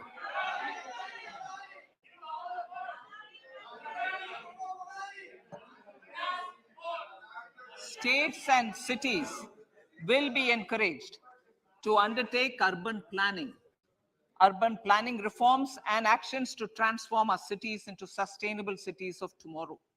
This means efficient use of land resources, adequate resources for urban infrastructure, transit-oriented development, enhanced availability and affordability of urban land, and opportunities for all. Through property tax governance reforms and ring-fencing user charges on urban infrastructure, cities will be incentivized to improve their creditworthiness for municipal bonds. Like the RIDF, an Urban Infrastructure Development Fund will be established through use of priority sector lending shortfall. This will be managed by the National Housing Bank and will be used by public agencies to create urban infrastructure in Tier 2 and Tier 3 cities. States will be encouraged to leverage resources from the grants of the 15th Finance Commission as well as existing schemes to adopt appropriate user charges while accessing the UIDF. We expect to make available 10,000 crore rupees per annum for this purpose. All cities and towns will be enabled for 100% mechanical desludging of septic tanks and sewers to transition from manhole to machine hole mode.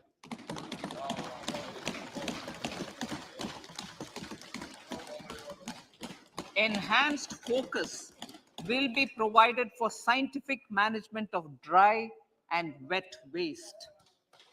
Honorable Speaker, sir, our Prime Minister had said, good governance is the key to a nation's progress. Our government is committed to providing a transparent and accountable administration which works for the betterment and welfare of common citizens. Mission Karma Yogi. Under Mission Karma Yogi, center, states, and the union territories are making and implementing capacity building plans for civil servants. The government has also launched an integrated online training platform, I Got Karma Yogi, to provide continuous learning opportunities for lakhs of government employees to upgrade their skills and facilitate people-centric approach.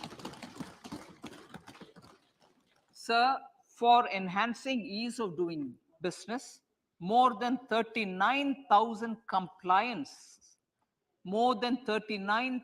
compliances have been reduced, and more than 3,400 legal provisions have been decriminalized. For furthering the trust-based governance, we have introduced the Jan Vishwas Bill to amend 42 central acts. This budget proposes a series of measures to unleash the potential of our economy. Centers of Excellence for Artificial Intelligence. For realizing the vision of Make AI in India and Make AI Work for India, 3 centers of excellence for artificial intelligence will be set up in top educational institutions. Leading industry players will partner in conducting interdisciplinary research, develop cutting-edge applications, and scalable problem solutions in the areas of agriculture, health, and sustainable cities. This will galvanize an effective AI ecosystem and nurture quality human resources in the field. National Data Governance Policy to unleash innovation and research by startups and academia. A national data governance policy will be brought out. This will enable access to anonymized data. The KYC process will be simplified, adopting a risk-based instead of one-size-fits-all approach. The financial sector regulators will also be encouraged to have a KYC system fully amenable to meet the needs of digital India. One-stop solution for identity and address updating. A one-stop solution for reconciliation and updating of identity and address of individuals maintained by various government agencies, regulators, and regulated entities will be established using DigiLocker service and Aadhaar as foundational identity. Speaker, sir, common business identifier.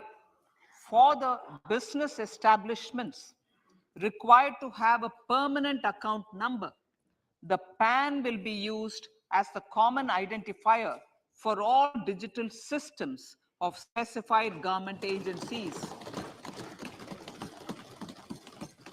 This will bring ease of doing business, and it will be facilitated through a legal mandate. For obviating the need for separate submission of same information to different government agencies, a system of unified filing process will be set up. Such filing of information or return in simplified forms on a common portal will be shared with other agencies as per the filer's choice. Vivad Se Vishwas 1, relief for MSMEs. In cases of failure by MSMEs to execute contracts during the COVID period, 95% of the forfeited amount relating to the bid or performance security will be returned to them by government and government undertakings. This will provide relief to the MSMEs. Vivad se Vishwas 2, settling contractual disputes. To settle contractual disputes of government and government undertakings, wherein arbitral award is under challenge in a court, a voluntary settlement scheme with standardized terms will be introduced. This will be done by offering graded settlement terms depending on pendency level of the dispute.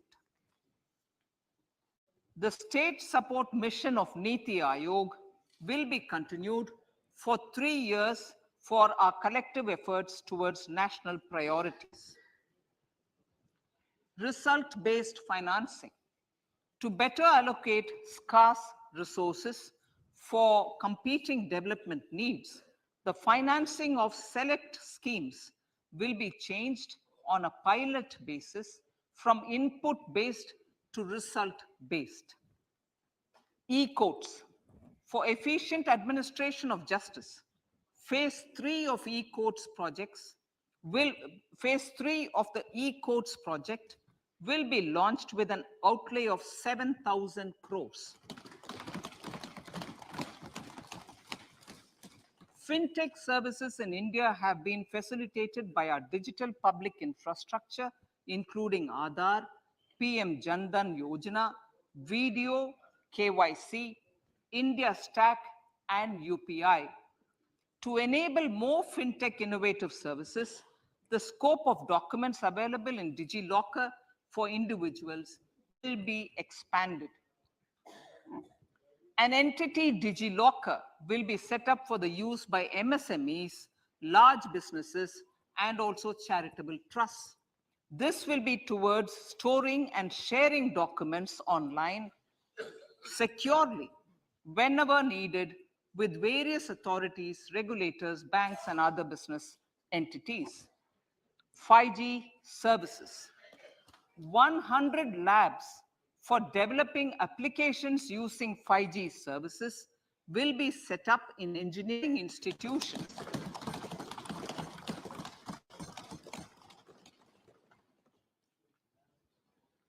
To realize a new range of opportunities, business models, and employment potential. The labs will cover, among others, applications such as smart classrooms, precision farming, intelligent transport systems, and healthcare applications. Lab-grown diamonds. Lab-grown diamonds is a technology and innovation-driven emerging sector with high employment potential. These environment-friendly diamonds, which have optically and chemically the same properties as natural diamonds. To encourage indigenous production of LGD, lab-grown diamond seeds and machines, and to reduce import dependency, a research and development grant will be provided to one of the IITs for 5 years. To reduce the cost of production, a proposal to review the custom duty on LGD seeds will be indicated in Part B of the speech. I come to the fifth priority, Honorable Speaker, sir, green growth. Honorable Prime Minister has given a vision for life or lifestyle for environment to spur a movement of environmentally conscious lifestyle. India is moving forward firmly for the Panchamrit, the net zero carbon emission by 2070 to usher in green industrial and economic transition. This budget builds on our focus on green growth. The recently launched National Green Hydrogen Mission, with an outlay of 19,700 crores, will facilitate transition of the economy to low carbon intensity, reduce dependence on fossil fuel imports, and make the country assume technology and market leadership in this sunrise sector. Our target is to reach an annual production of 5 MMT by 2030. Energy transition. This budget provides for 35,000 crores for priority capital investment towards energy transition and net zero objectives and energy security by Ministry of Petroleum and Natural Gas. To steer the economy on sustainable development path, battery energy storage systems with capacity of 4,000 MWH will be supported with viability gap funding. A detailed framework for pumped storage projects will also be formulated. Renewable energy evacuation. The interstate transmission system for evacuation and grid integration of 13 gigawatt renewable energy from Ladakh will be constructed with investment of 20,700 crore, including central support of 8,300 crores. Green credit program. For encouraging behavioral change, a green credit program will be notified under the Environment Protection Act. This will incentivize environmentally sustainable and responsive actions by companies, individuals, and local bodies, and help mobilize additional resources for such activities. PM Program for Restoration, Awareness, Nourishment, and Amelioration of Mother Earth, PM Pranam, will be launched to incentivize states and union territories to promote alternative fertilizers and balanced use of chemical fertilizers. Go Bardhan Scheme, 500 new waste to wealth plants under Gobardhan, galvanizing organic bio-agro resources done. Gobardhan scheme will be established for promoting circular economy. These will include 200 compressed biogas plants, including 75 plants in urban areas and 300 community or cluster-based plants at a total investment of 10,000 crores. I will refer to this in Part B also. In due course, a 5% CBG mandate will be introduced for all organizations marketing natural and biogas. For collection of biomass and distribution of biomanure, appropriate fiscal support will also be provided. Bharatiya Prakritik Kheti Bio Input Resource Centers. Over the next 3 years, we will facilitate 1 crore farmers to adopt natural farming. For this, Honorable Speaker, 10,000 bio input resource centers will be set up, creating a national level distributed micro fertilizer and pesticide manufacturing network. Mishti.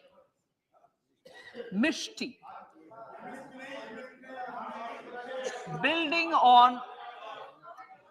on India's success in afforestation, mangrove initiative for shoreline habitats and tangible incomes, Mishti, will be taken up for mangrove plantation along the coastline and on salt pan lands wherever feasible through convergence between Manrega, Campa Fund and other sources. Amrit Dharohar. Wetlands are vital ecosystems which sustain biological diversity. In his latest Mann Ki Baat, the Prime Minister said, now, I quote, now the total number of Ramsar sites in our country has increased to 75, whereas before 2014, there were only 26, unquote. Local communities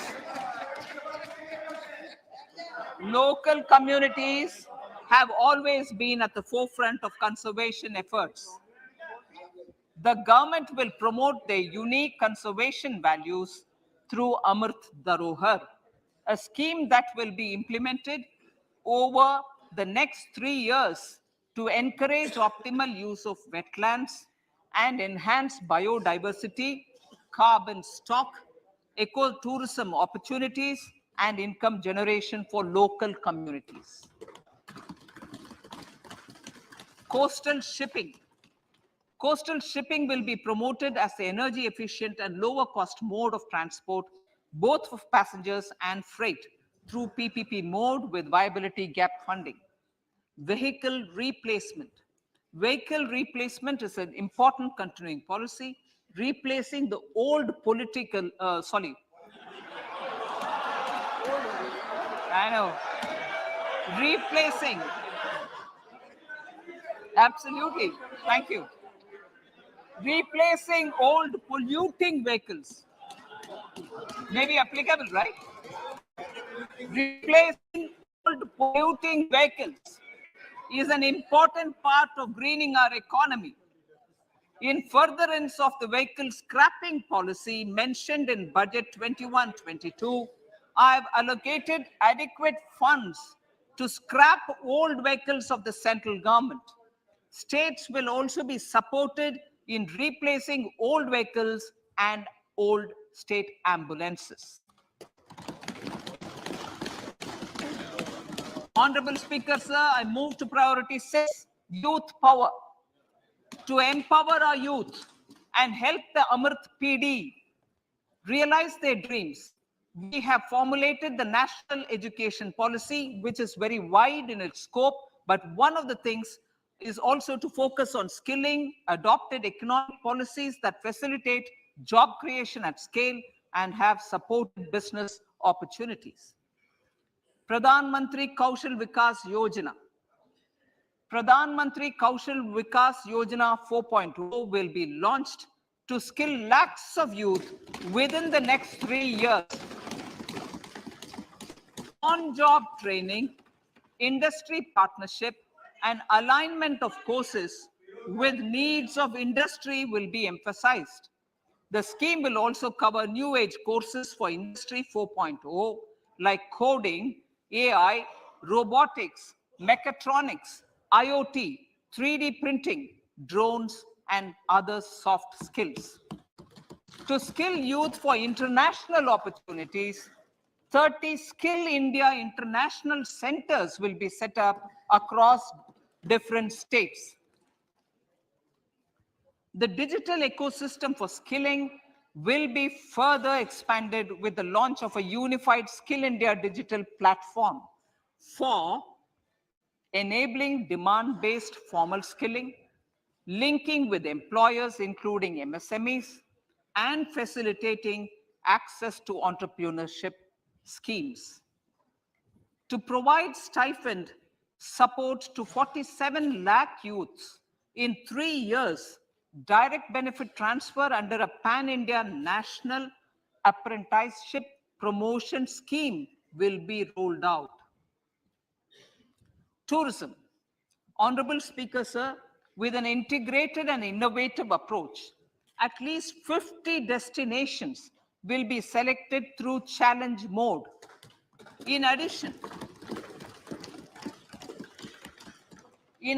to aspects such as physical connectivity, virtual connectivity, tourist guides, high standards for food streets, and tourist security, all the relevant aspects would be made available on an app to enhance tourist experience.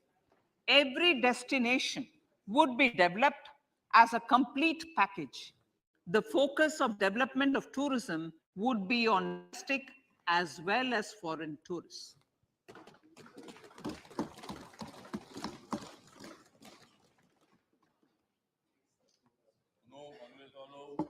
Sector-specific skilling and entrepreneurship development will be dovetailed to achieve the objectives of Dekho Apna Desh initiative. This was launched as an appeal by the Honorable Prime Minister to the middle class to prefer domestic tourism over international tourism. The integrated development of theme-based tourist circuits, the Swadesh Darshan scheme, was also launched. Under the Vibrant Villages program, tourism infrastructure and amenities will be facilitated in border villages. Unity Mall. States will be encouraged to set up a Unity Mall in their state capital or most prominent tourism center or the financial capital for promotion and sale of their one district, one product and GI products and other handicraft products, and for providing space for such products of all other states as well. So priority number 7, financial sector. Our reforms in the financial sector and innovative use of technology have led to financial inclusion at scale, better and faster service delivery, ease of access to credit, and participation in financial markets. This budget proposes to further these measures. Credit guarantee for MSMEs. Last year, I proposed revamping of the credit guarantee scheme for the MSMEs. I am happy to announce that the revamped scheme will take effect from 1st April 2023 through infusion of 9,000 crores in the corpus.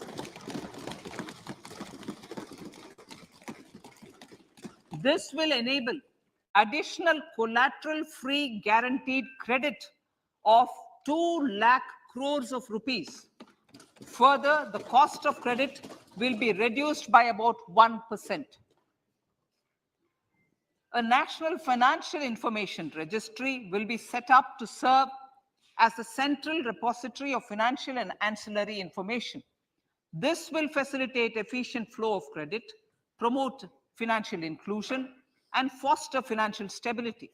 A new legislative framework will govern this credit public infrastructure and will be designed in consultation with RBI. To meet the needs of Amritkal and to facilitate optimum regulation in the financial sector, public consultation, as necessary and feasible, will be brought to the process of regulation making and issuing subsidiary directions. To simplify, to ease, and to reduce cost of compliance, financial sector regulators will be requested to carry out a comprehensive review of existing regulations. For this, they will consider suggestions from public and regulated entities. Time limits to decide the application under various regulations will also be laid down. Honorable Speaker, sir, to enhance business activities in GIFT IFSC, the following measures will be taken. Delegating powers under the SEZ Act to the IFSCA to avoid dual regulation. Setting up a single window IT system for registration and approval of IFSCA, SEZ authorities, GSTN, RBI, SEBI, and IRDAI. Permitting acquisition financing by IFSC banking units of foreign banks. Establishing a subsidiary of Exim Bank for trade refinancing. Amending IFSCA Act for statutory provisions for arbitration, ancillary services, and avoiding dual regulation under the SEZ Act, and recognizing offshore derivative instruments as valid contracts. Honorable Speaker, sir, data embassy. For countries looking for digital continuity solutions, we will facilitate setting up of their data embassies in GIFT IFSC.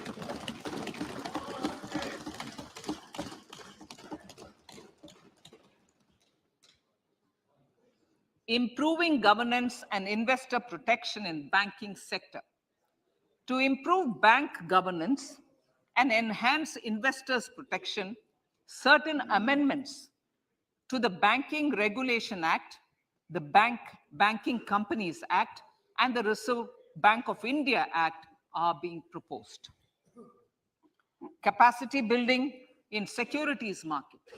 Honorable Speaker, sir, to build capacity of functionaries and professionals in the securities market, SEBI will be empowered to develop, regulate, maintain, and enforce norms and standards for education in the National Institute of Securities Markets and to recognize award of degrees, diplomas, and certificates. A central processing center will be set up for faster response to companies through centralized handling of various forms filed with field officers under the Companies Act. Reclaiming of shares and dividends. For investors to reclaim unclaimed shares and unpaid dividends from the Investor Education and Protection Fund Authority with ease, from the Investor Education and Protection Fund Authority with ease, an integrated IT portal will be established. Digital payments continue to find wide acceptance. In 2022, they show an increase of 76% in transaction and 91% in value. Fiscal support for this digital public infrastructure will continue in 2023-2024. आजादी का अमृत महोत्सव, महिला सम्मान बचत पत्र. For commemorating Azadi Ka Amrit Mahotsav, a one-time new small savings scheme, Mahila Samman Savings Patra or Savings Certificate, Mahila Samman Savings Certificate will be made available for a 2-year period up to March 2025. This will offer deposit facility up to 2 lakh in the name of a woman or girls for a tenure of 2 years at fixed interest rate of 7.5% with partial withdrawal option. Senior citizens. The maximum deposit limit for senior citizens savings scheme will be enhanced from 15 lakh to 30 lakhs of rupees. The maximum deposit limit for monthly income account scheme will be enhanced from 4.5 lakh to 9 lakh for single account and from 9 lakh to 15 lakh for joint account.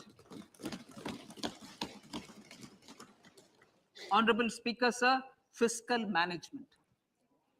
50 years interest-free loan to states.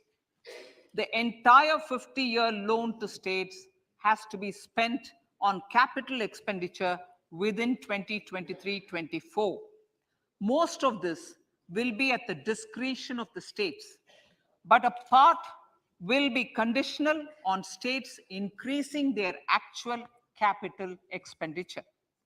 Parts of the outlay will also be linked to or allocated for the following purposes: scrapping old government vehicles, urban planning reforms and actions, financing reforms in urban local bodies to make them creditworthy for municipal bonds, housing for police personnel above or as part of the police station, constructing unity malls, children and adolescent libraries and digital infrastructure, and state share of capital expenditure of central schemes. Honorable Speaker, sir, fiscal deficit of states.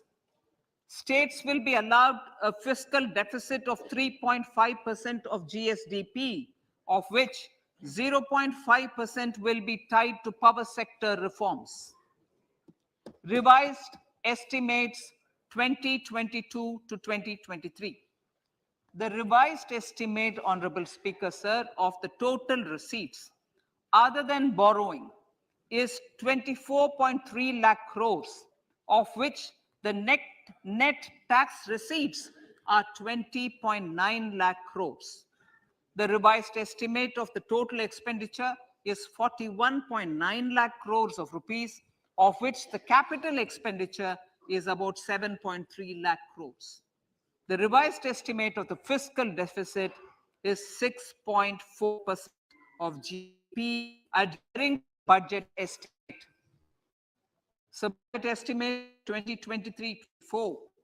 Coming to 2023-24, the total receipts other than borrowings and the total expenditure estimated at 27.2 lakh crores and 45 lakh crores respectively.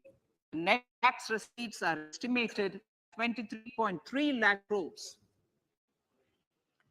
The fiscal deficit is estimated to be 5.9% of the GDP. In my budget speech for 21-22, I had announced that we plan to continue the path of fiscal consolidation, reaching a fiscal deficit of below 4.5% by 2025-26, with a fairly steady decline over the period. We have adhered to this path, and I reiterate my intention to bring the fiscal deficit below 4.5% of GDP by 2025-26. To finance the fiscal deficit 2023-24, the net market borrowings from dated securities are estimated at 11.8 lakh crores. The balance financing is expected to come from small savings and other sources. The gross market borrowings are estimated at 15.43 lakh crores of rupees. Honorable Speaker, sir, I now move to Part B.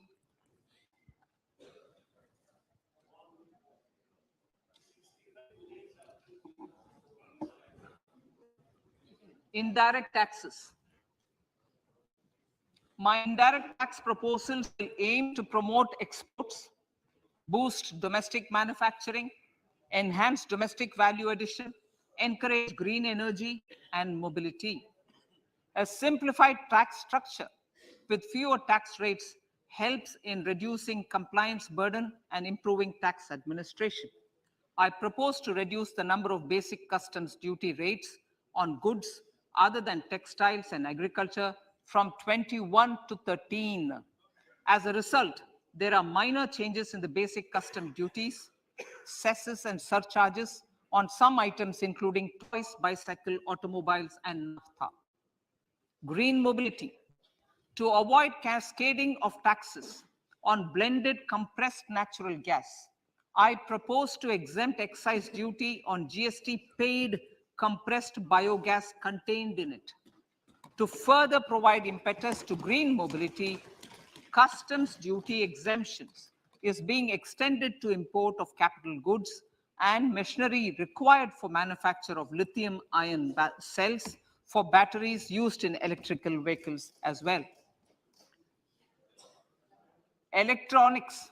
As a result of various initiatives of the government, including phased manufacturing program, mobile phone production in India has increased from 5.8 crore units valued at about 18,900 crore in 2014-15 to 31 crore units valued at 2,75,000 crore in the last financial year.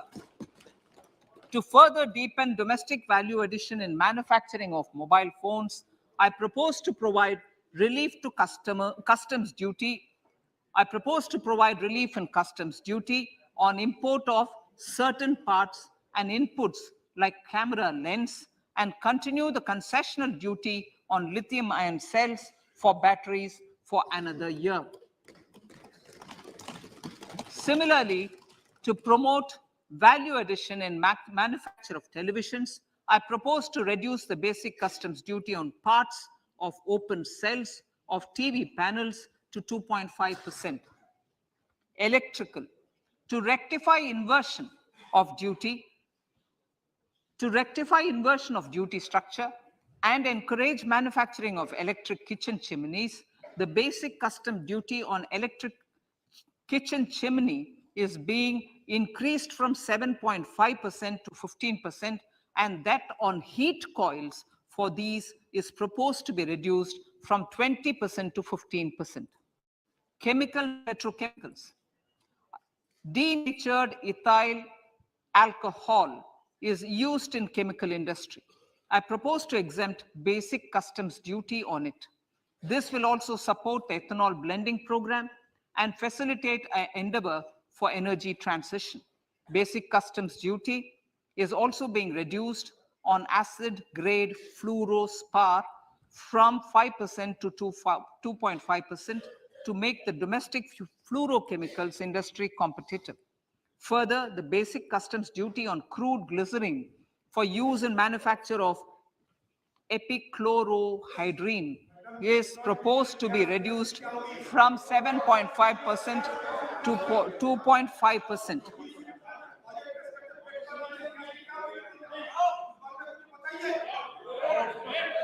Marine products.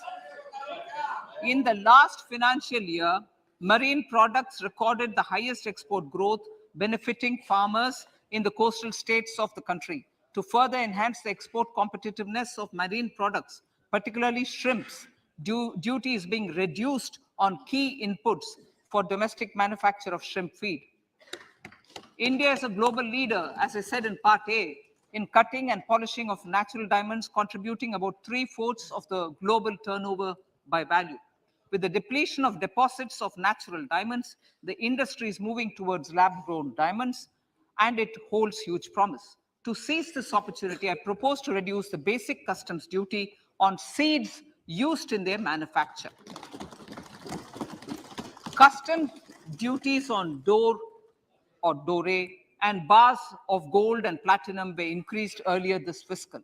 I propose to increase the duties on articles made therefrom to enhance the duty differential.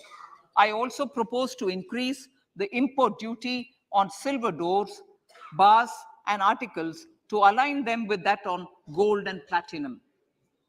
To facilitate availability of raw materials for the steel sector, exemptions from basic custom duty on raw materials for manufacture of CRGO steel, ferrous scrap, and nickel cathode is being continued.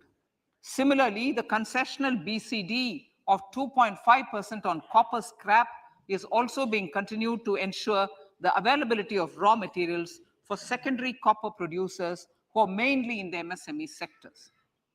Compounded rubber. The basic custom duty rate on compounded rubber is being increased from 10% to 25% or 30 kg, whichever is lower, at par with that of natural rubber other than latex, to curb circumvention of duty. Cigarettes. National calamity contingent duty on specified cigarettes was last revised 3 years ago. This is proposed to be revised upwards by about 16%. Direct taxes. I now come to my direct tax proposals. Honorable Speaker, these proposals aim to maintain continuity and stability of taxation, further simplify and rationalize various provisions to reduce the compliance burden, promote the entrepreneurial spirit, and provide tax relief to citizens. It has been constant endeavor of the Income Tax Department to improve taxpayer services by making compliance easy and smooth. Our taxpayers portal received a maximum of 72 lakh returns in a day, processed more than 6.5 crore returns this year. Average processing period reduced from 93 days in financial year 13-14 to 16 days only now.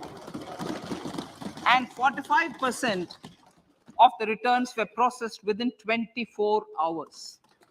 We intend to further improve this, roll out the next generation common IT return form for taxpayer convenience, and also plan to strengthen the grievance redressal mechanism.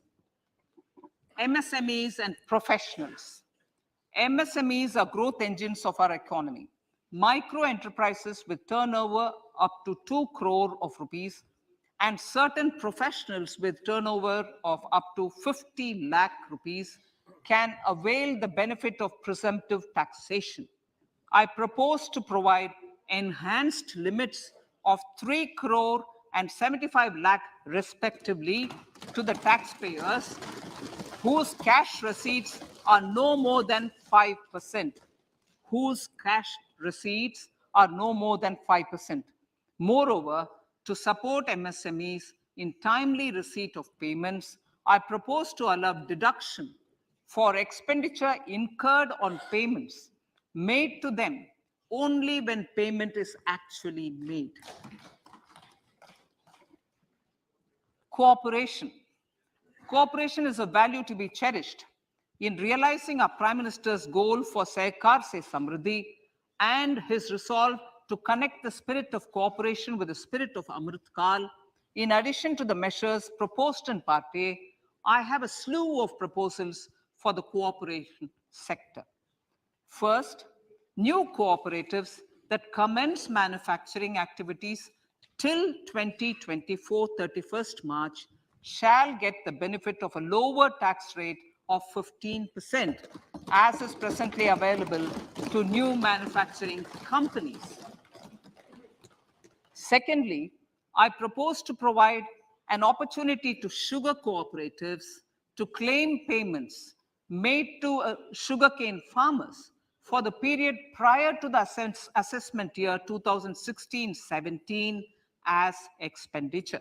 This is expected to provide them a relief of almost 10,000 crores. Thirdly, I'm providing a higher limit of 2 lakh per member for cash deposits to loans in cash by primary agricultural cooperative societies and primary cooperative agriculture and rural development banks. I repeat that. Thirdly, I'm providing a higher limit of 2 lakh per member for cash deposits to and loans in cash by primary agricultural cooperative societies and primary cooperative agricultural and rural development banks. Similarly, a higher limit of 3 crore for TDS on cash withdrawal is being provided to cooperative societies. Startups.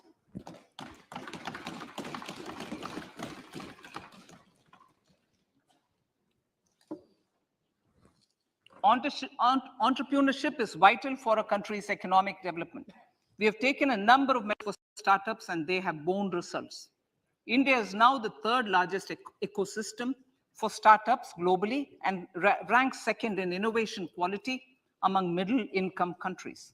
I propose to extend the date of incorporation for income tax benefits to startups from 31/3/2023 to 31/3/2024. I further propose to provide the benefit of carry forward of losses on change of shareholding of startups from 7 years of incorporation to 10 years.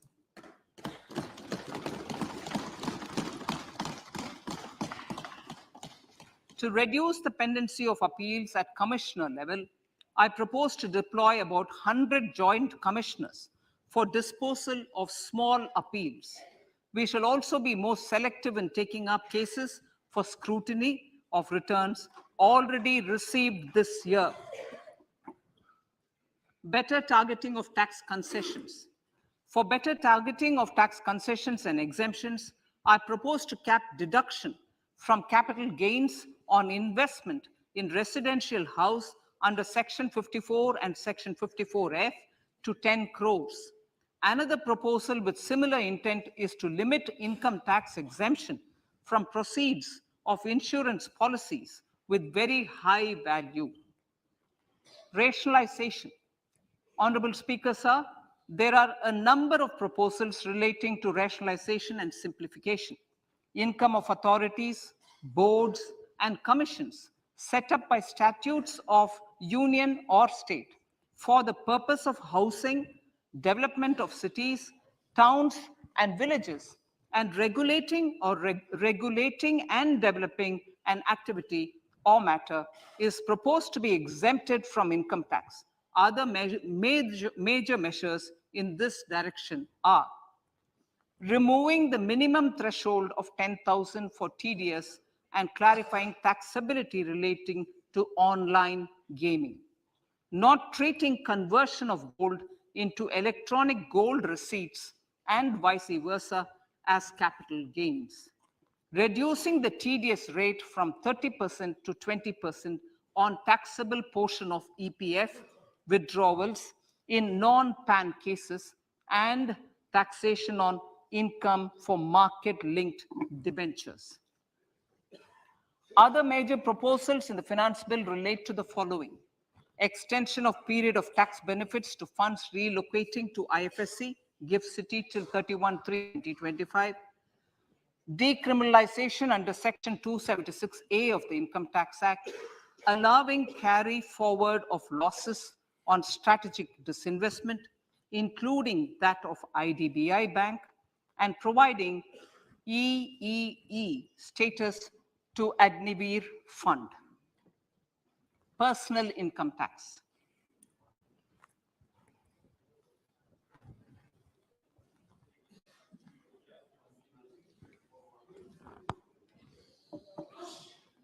Now I come to what everyone is waiting for.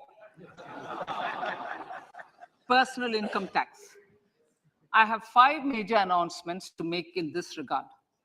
These primarily benefit our hard-working middle class. The first one concerns rebate. Currently, those with income up to 5 lakh do not pay any tax, do not pay any income tax in both old and new regimes. I propose to increase the rebate limit to 7 lakhs in the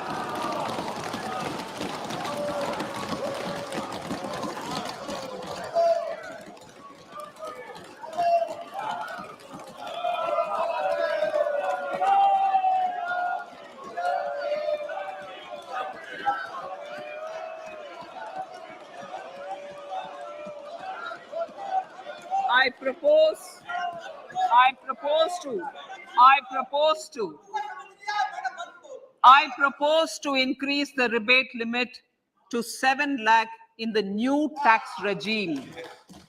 Thus, persons in the new tax regime with income up to 7 lakhs will not have to pay any tax at all. The second proposal relates to middle class individuals.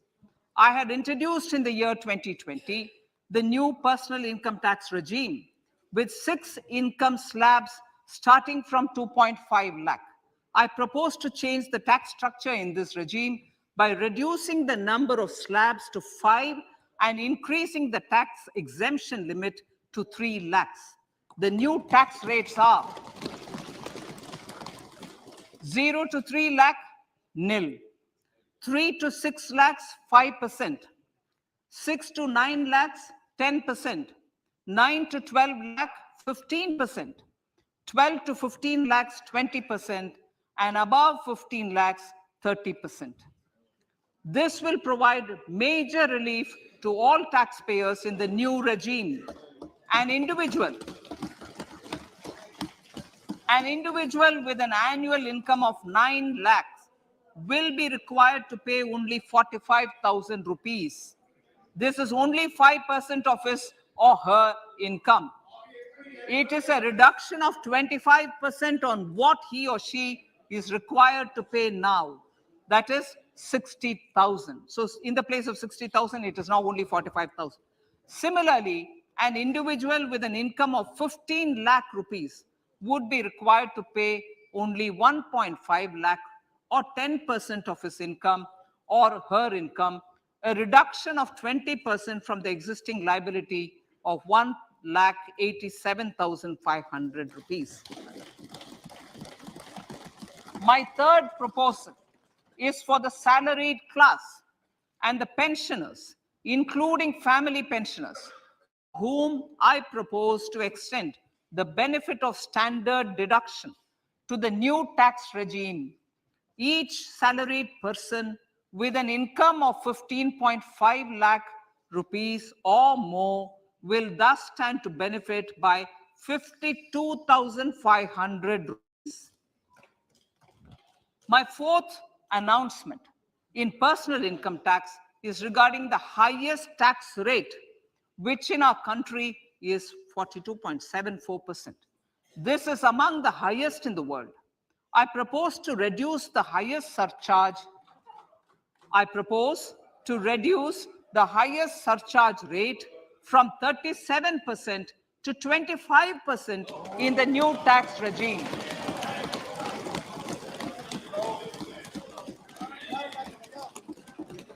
This would result in reduction of the maximum rate. This would result in the reduction of the maximum tax rate to 39%.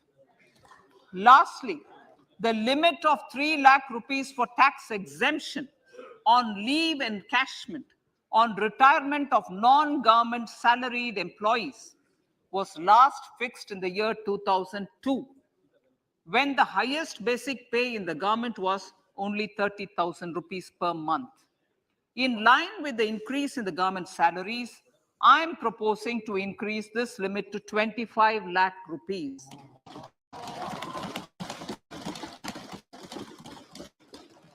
We are also making the new income tax regime as the default tax regime. However, citizens will continue to have the option to avail the benefit of the old tax regime. Apart from these, I'm also making some other changes as given in the annexure. As a result of these proposals, revenue of about 38,000 crore to 37,000 crore in direct taxes and rupees 1,000 crore in indirect taxes will be foregone, while revenue of about 3,000 crore will be additionally mobilized. Thus, the total revenue foregone is about 35,000 crores annually. Honorable Speaker, with these words, I commend the budget to this August House.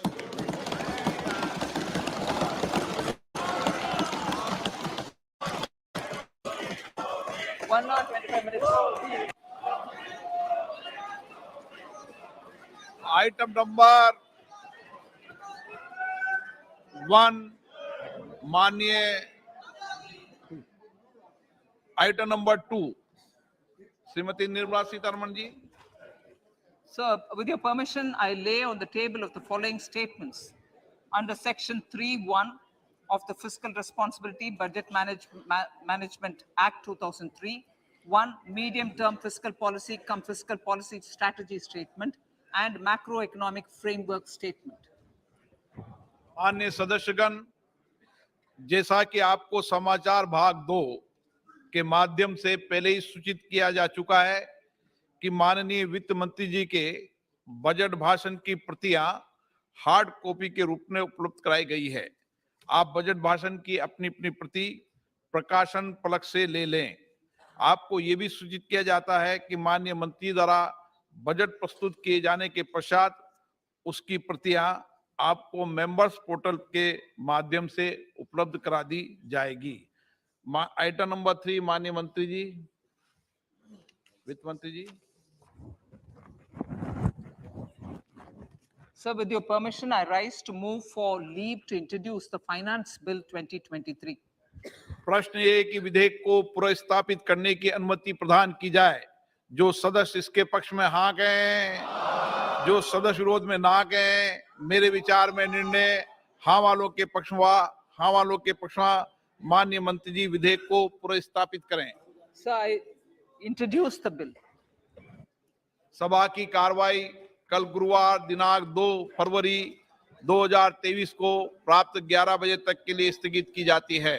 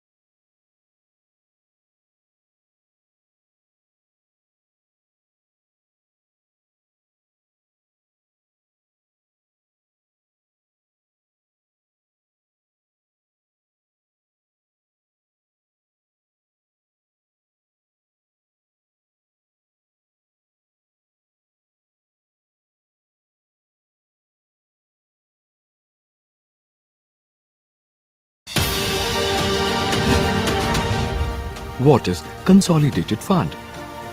The Consolidated Fund is made up of all revenues and loans raised by the government. It also includes receipts from recoveries of loans granted by it. All government expenses are paid out of Consolidated Fund. No amount can be withdrawn without Parliament's approval.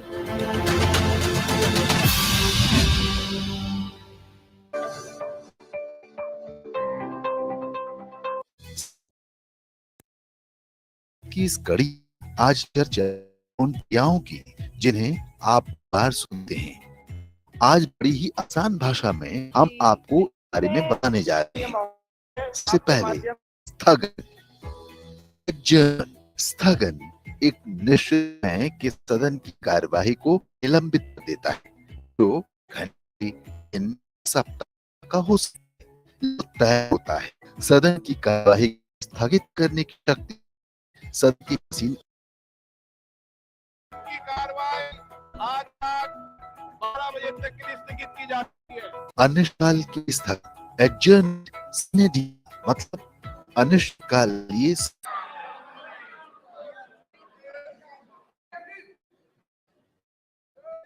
Item number 1 माननीय वित्त मंत्री Shrimati Nirmala Sitharaman.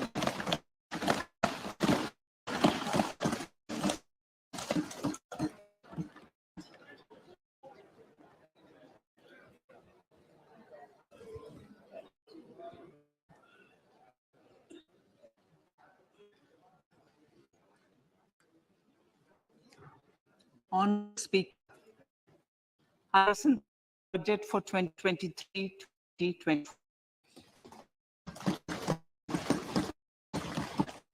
This is the first budget in Kal.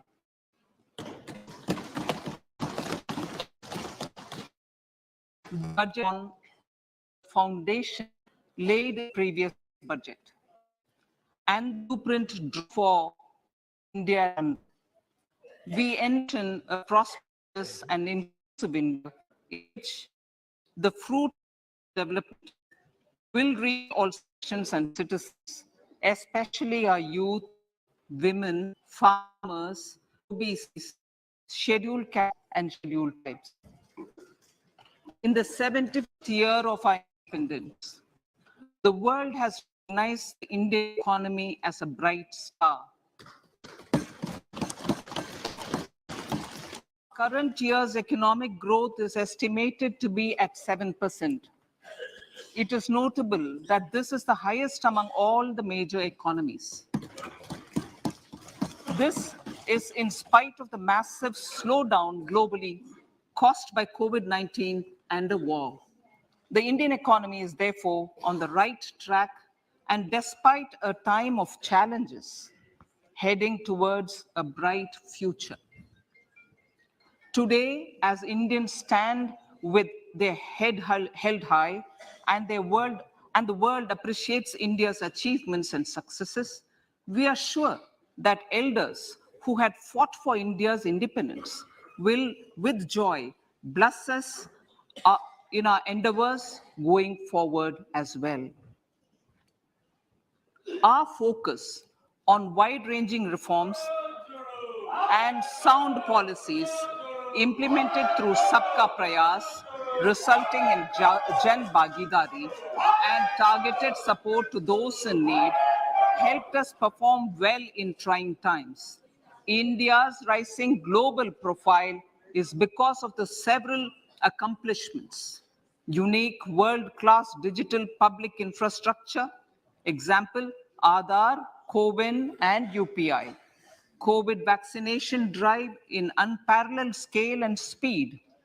Proactive role in frontier areas such as achieving the climate-related goals, Mission Life, and National Hydrogen Mission. During the COVID-19 pandemic, we ensured that no one goes to bed hungry with a scheme to supply free food grains to over 80 crore persons for 28 months. Continuing our commitment to ensure food and nutritional security, we are implementing from 1st January 2023 a scheme to supply free food grain to all Antyodaya and priority households for the next 1 year.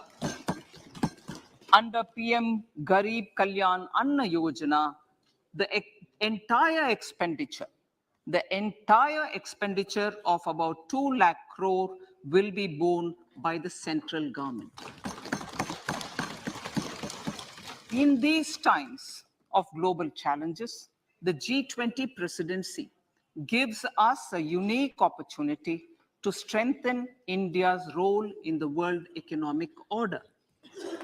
With the theme of Vasudhaiva Kutumbakam, we are steering an ambitious, people-centric agenda to address global challenges and to facilitate sustainable economic development.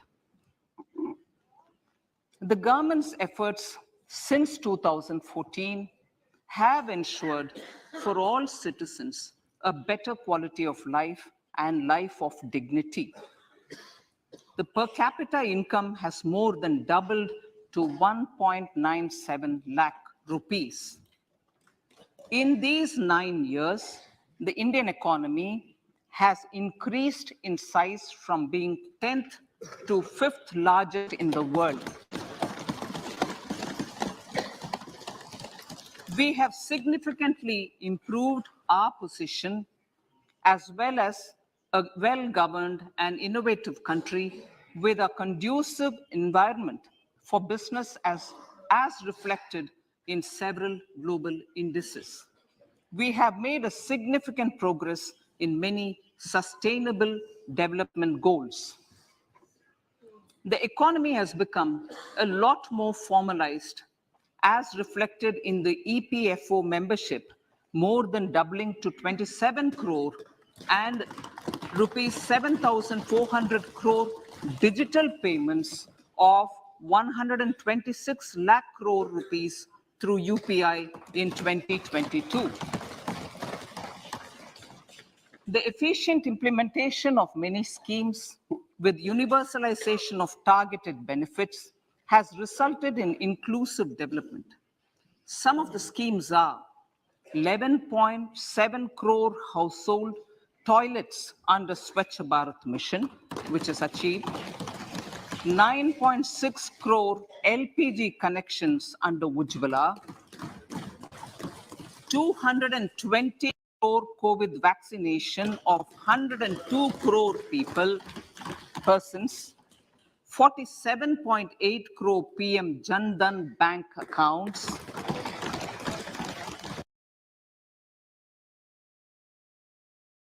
महामारी के दौरान हमने 80 करोड़ से अधिक लोगों के लिए 28 महीनों के लिए मुफ्त खाद्यान्न की आपूर्ति करने की योजना के साथ यह सुनिश्चित किया कि कोई भूखा ना सोए। खाद्य एवं पोषणगत सुरक्षा सुनिश्चित करने के प्रति अपनी प्रतिबद्धता को जारी रखते हुए हम पीएम गरीब कल्याण अन्न योजना के अंतर्गत अगले 1 वर्ष के लिए सभी अंत्योदय और प्राथमिक परिवारों को मुफ्त खाद्यान्न की आपूर्ति करने की योजना 1 जनवरी 2023 से लागू कर रहे हैं और लगभग 2 लाख करोड़ रुपए से अधिक के संपूर्ण व्यय का वहन केंद्र सरकार द्वारा किया जाएगा। वैश्विक चुनौतियों के इस दौर में G20 अध्यक्षता हमें विश्व आर्थिक अर्थव्यवस्था में भारत की भूमिका को सशक्त करने का एक अद्वितीय अवसर देती है। वसुधैव कुटुंबकम की थीम के साथ हम वैश्विक चुनौतियों का निराकरण करने के लिए और टिकाऊ आर्थिक विकास संभव करने के लिए एक महत्वाकांक्षी लोक केंद्रित एजेंडा पर चल रहे हैं। वर्ष 2014 से भारत के प्रयासों ने सभी नागरिकों के लिए बेहतर क्वालिटी की जिंदगी और इज्जत की जिंदगी सुनिश्चित की है। प्रति व्यक्ति आय दुगनी से भी अधिक होकर 1.97 लाख रुपए अधिक हो गई है। इन 9 वर्षों में भारतीय अर्थव्यवस्था का आकार भी बढ़ा है और यह दुनिया की 10वीं से 5वीं सबसे बड़ी अर्थव्यवस्था बन गई है। हमने कारोबार के लिए अनुकूल परिवेश के साथ एक सुशासित और नव अनुमेशी देश के रूप में अपनी स्थिति में उल्लेखनीय रूप से सुधार किया है, जैसा कि अनेक वैश्विक सूचकांकों में परिलंबित होता है। हमने कई साधारणीय विकास लक्ष्यों में भी उल्लेखनीय प्रगति की है। अर्थव्यवस्था और अधिक औपचारिक हो गए, जैसा कि वर्ष 2022 ईपीएफओ सदस्यता के दुगने से अधिक 27 करोड़ होने और यूपीआई के माध्यम से 126 लाख करोड़ के साथ 400 करोड़ डिजिटल भुगतान से प्रतिबिंबित है।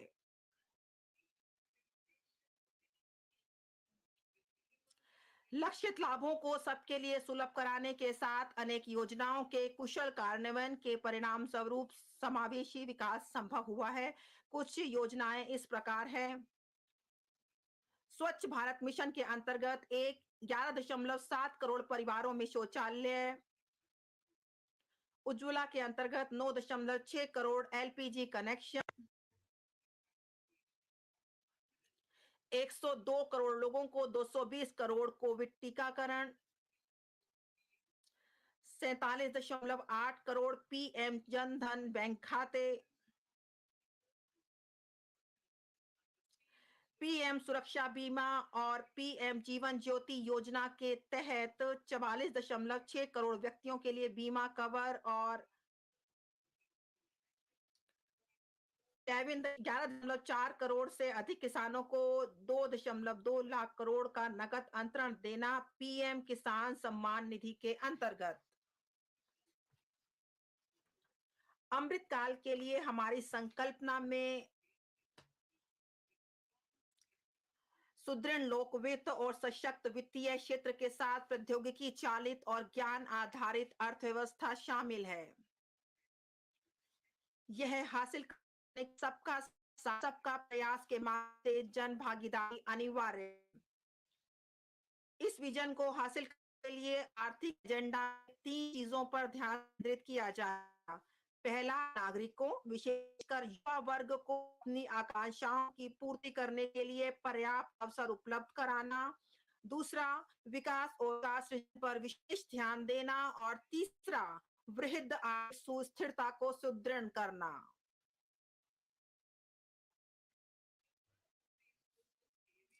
इन क्षेत्रों में काम करने के लिए भारत एट 100 तक की यात्रा में ध्यान किए जाने वाली इन के लिए हमने यह माना कि अमृत काल के दौरान निम्नलिखित 4 मौके अंतरकारी हो सकते हैं।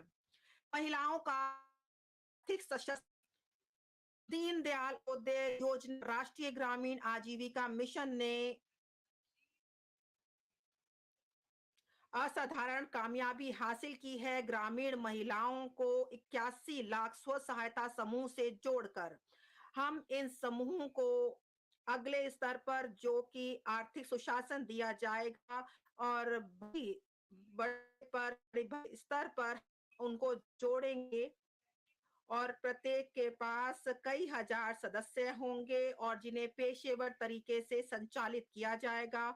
उन्हें कच्चा माल की आपूर्ति की जाएगी और उन्हें उत्पादों की बेहतर डिजाइन, गुणवत्ता, ब्रांडिंग और मार्केटिंग के साथ की सहायता की जाएगी। अनुसमर्थक नीतियों के साथ उन्हें इस बात के लिए सक्षम बनाया जाएगा कि वे बड़े उपभोक्ता बाजार में सेवा देने के लिए अपने प्रचालनों का दायरा बढ़ाएं। पीएम विश्वकर्मा कौशल सम्मान, पीएम विकास, सदियों से अपने हाथों से औजारों के सहारे काम करने वाले पारंपरिक कारीगरों और शिल्पकारों ने भारत का नाम रोशन किया है। उन्हें सामान्यतः विश्वकर्मा के नाम से संबोधित किया जाता है। के द्वारा बनाई गई कलाकृति और हस्तशिल्प आत्मनिर्भर भारत की सच्ची भावना को निरूपित करते हैं। पहली बार उनके लिए सहायता पैकेज की संकल्पना की गई है। इस नई स्कीम के माध्यम से उन्हें अपने उत्पादों की गुणवत्ता, पैमाने और पहुंच में सुधार लाने, उन्हें एमएसएमई वैल्यू चेन के साथ एकीकृत होने में सक्षम बनाएगी। इस योजना के संगठकों में न केवल वित्तीय समर्थन शामिल होगा, बल्कि उनमें उन्नत कौशल प्रशिक्षण, आधुनिक डिजिटल तकनीकों की जानकारी और दक्ष हरित प्रौद्योगिकियां, ब्रांड प्रमोशन, स्थानीय एवं वैश्विक बाजारों के साथ संयोजन, डिजिटल भुगतानों और सामाजिक सुरक्षा के प्रति सुलभता भी शामिल होगी। इसमें अनुसूचित जातियों, अनुसूचित जनजातियों, अन्य पिछड़ा वर्गों, महिलाओं और कमजोर वर्गों के लोगों को बहुत सहायता दी जाएगी। हमारे देश में घरेलू के साथ विदेशी नागरिकों के लिए आकर्षणों की भरमार है। पर्यटन में अपार संभावनाएं हैं जिनका उपयोग किया जाना है। इस क्षेत्र में विशेषकर युवाओं के लिए नौकरियां एवं उद्यमिता के शानदार मौके हैं। पर्यटन को बढ़ावा देने का कार्य राज्यों की सक्रिय सहभागिता, सरकारी कार्यक्रमों के समन्वय और पब्लिक प्राइवेट भागीदारी के साथ मिशन में किया जाएगा। हरित विकास, हम हरित ईंधन, हरित ऊर्जा, हरित खेती, हरित मोबिलिटी, हरित भवन और हरित उपकर के अनेक क्रम और विभिन्न क्षेत्रों में ऊर्जा के उपयोग के लिए नीतियां क्रियान्वित करते हैं। हरित विकास के ये प्रयास अर्थव्यवस्था की कार्बन सघनता को कम करने में सहायता पहुंचाते हैं और हर क्षेत्र में बड़े पैमाने पर नौकरियों के मौके उपलब्ध कराते हैं। इस बजट की प्राथमिकताएं, इस बजट में निम्नलिखित 7 प्राथमिकताएं अपनाई गई हैं। वे एक दूसरे का संपूर्ण करती हैं और अमृतकाल के दौरान हमारा मार्गदर्शन करते हुए सप्तऋषि की भांति कार्य करती हैं। समावेशी विकास, अंतिम व्यक्ति तक पहुंचना, अवसंरचना एवं निवेश, सक्षमता को सामने लाना, हरित विकास, युवा शक्ति और वित्तीय क्षेत्र। अब मैं प्राथमिकता नंबर 1 पर बात करूंगी, समावेशी विकास। सबका साथ सबका विकास के सरकार के सिद्धांत ने विशेष रूप से किसानों, महिलाओं, युवा लोगों, अन्य पिछड़े लोगों, अनुसूचित जातियों, अनुसूचित जनजातियों, दिव्यांगों, आर्थिक रूप कमजोर तबकों को कवर करते हुए समावेशी विकास संभव किया है। सभी को हमने वरीयता दी है और हमने विशेष रूप से जम्मू कश्मीर, लद्दाख और पूर्वोत्तर पर भी निरंतर ध्यान दिया है। यह बजट इन प्रयासों को आगे बढ़ा रहा है। कृषि के लिए डिजिटल पब्लिक इंफ्रास्ट्रक्चर, एक खुले स्रोत, खुले मानक और अंतर प्रचालन योग्य लोकहित के रूप में कृषि के लिए डिजिटल पब्लिक इंफ्रास्ट्रक्चर का निर्माण किया जाएगा। इससे फसल नियोजन एवं स्वास्थ्य के लिए संगत सूचना सेवाओं, फार्म इनपुट के प्रति बेहतर सुलभता, ऋण एवं बीमा, फसल आकलन के लिए सहायता, मार्केट इंटेलिजेंस और एग्रीटेक इंडस्ट्री एवं स्टार्टअप्स के विकास के लिए समर्थन के माध्यम से समावेशी किसान केंद्रित समाधान संभव हो पाएंगे। कृषि वर्धक निधि, agriculture accelerator fund, agri startups खोलने के लिए जो युवा उद्यमी है ग्रामीण क्षेत्रों में, उनके लिए उन्हें प्रोत्साहित करने के लिए कृषि वर्धक निधि स्थापित की जाएगी। इस निधि का उद्देश्य होगा किसानों के सामने पेश आ रही चुनौतियों का नवोन्मेषी एवं किफायती समाधान उपलब्ध कराना। यह कृषि पद्धतियों को बदलने, उत्पादकता एवं उत्पाद को बढ़ाने के लिए आधुनिक प्रौद्योगिकी भी शामिल की जाएगी। अतिरिक्त लंबे रेशेदार कपास की उत्पादकता बढ़ाने के लिए हम पब्लिक प्राइवेट भागीदारी PPP के माध्यम से क्लस्टर आधारित और वैल्यू चेन दृष्टिकोण अपनाएंगे। किसानों, राज्य और इंडस्ट्री के परस्पर सहयोग से इनपुट आपूर्ति, एक्सटेंशन सेवाओं और मार्केट लिंकजों की व्यवस्था की जाएगी। आत्मनिर्भर बागवानी स्वच्छ पौध कार्यक्रम, हम 2200 करोड़ के परिव्यय से हाई वैल्यू बागवानी फसलों के लिए रोग मुक्त गुणवत्तापूर्ण पौध सामग्री की उपलब्धता बढ़ाने के लिए आत्मनिर्भर स्वच्छ पौध कार्यक्रम का शुभारंभ करेंगे। मिलेट के लिए वैश्विक केंद्र श्री अन्न।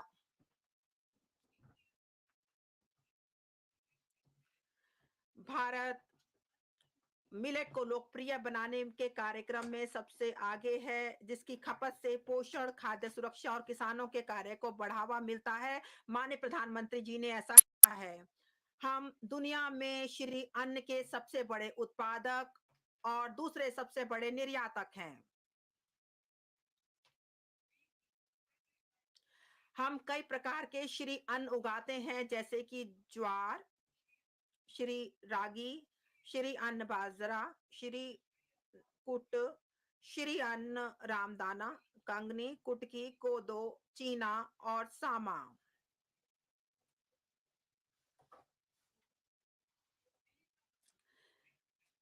इनके ढेरों स्वास्थ्य फायदे हैं और यह सदियों से हमारे भोजन का मुख्य अंग बने रहे हैं। मैं इन श्री अन्न को उगाकर देशवासियों की सेहत में योगदान करने वाले छोटे किसानों द्वारा की गई उत्कृष्ट सेवा के लिए उनके प्रति आभार व्यक्त करती हूँ। अब भारत को श्री अन्न के लिए वैश्विक केंद्र बनाने के लिए भारतीय बाजार अनुसंधान संस्थान हैदराबाद को उत्कृष्टता केंद्र के रूप में बढ़ावा दिया जाएगा, जिससे कि यह संस्थान सर्वश्रेष्ठ पद्धतियों, अनुसंधान एवं प्रौद्योगिकियों को अंतर्राष्ट्रीय स्तर पर साझा कर सके। कृषि ऋण के लक्ष्य को पशुपालन, डेयरी एवं मत्स्य पालन पर ध्यान केंद्रित करते हुए ₹20 लाख करोड़ रुपए तक बढ़ाया जाएगा। हम नई योजना ला रहे हैं, प्रधानमंत्री मत्स्य पालन योजना। यह एक योजना है, लेकिन हमने एक नई योजना लाए हैं जिसमें हम 6000 करोड़ के लक्षित निवेश के साथ पीएम मत्स्य संपदा योजना की एक नई उपयोजना शुरू करेंगे, ताकि मछुआरों, मछली विक्रेताओं, सूक्ष्म तथा लघु उद्यम अपने कार्य में और अधिक सक्षम बन सके।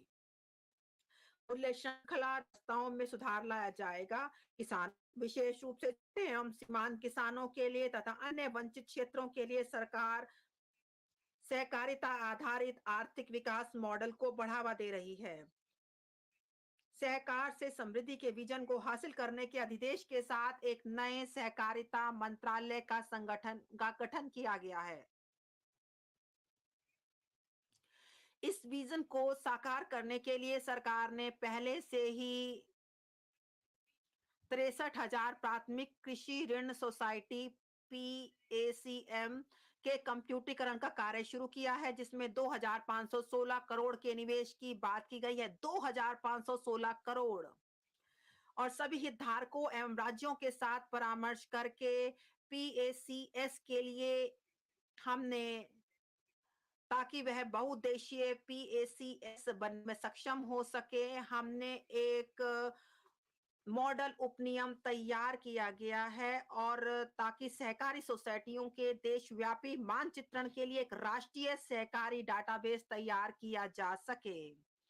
और हम इसे डाटाबेस तैयार किया जाएगा जो सहकारी स्तर पर होगा, और यह देशव्यापी मानचित्रण के साथ किया जाएगा।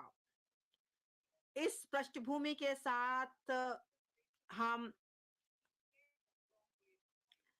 व्यापक विकेंद्रीकरण भंडारण क्षमता बनाने की योजना कार्यान्वित करेंगे। इससे किसानों को अपने उत्पादों का भंडारण करने और उचित समय पर उनकी बिक्री करके लाभकारी मूल्य प्राप्त करने में सहायता मिलेगी। और अगले 5 वर्षों जो कवर नहीं किए गए, पंचायतों में बड़ी संख्या में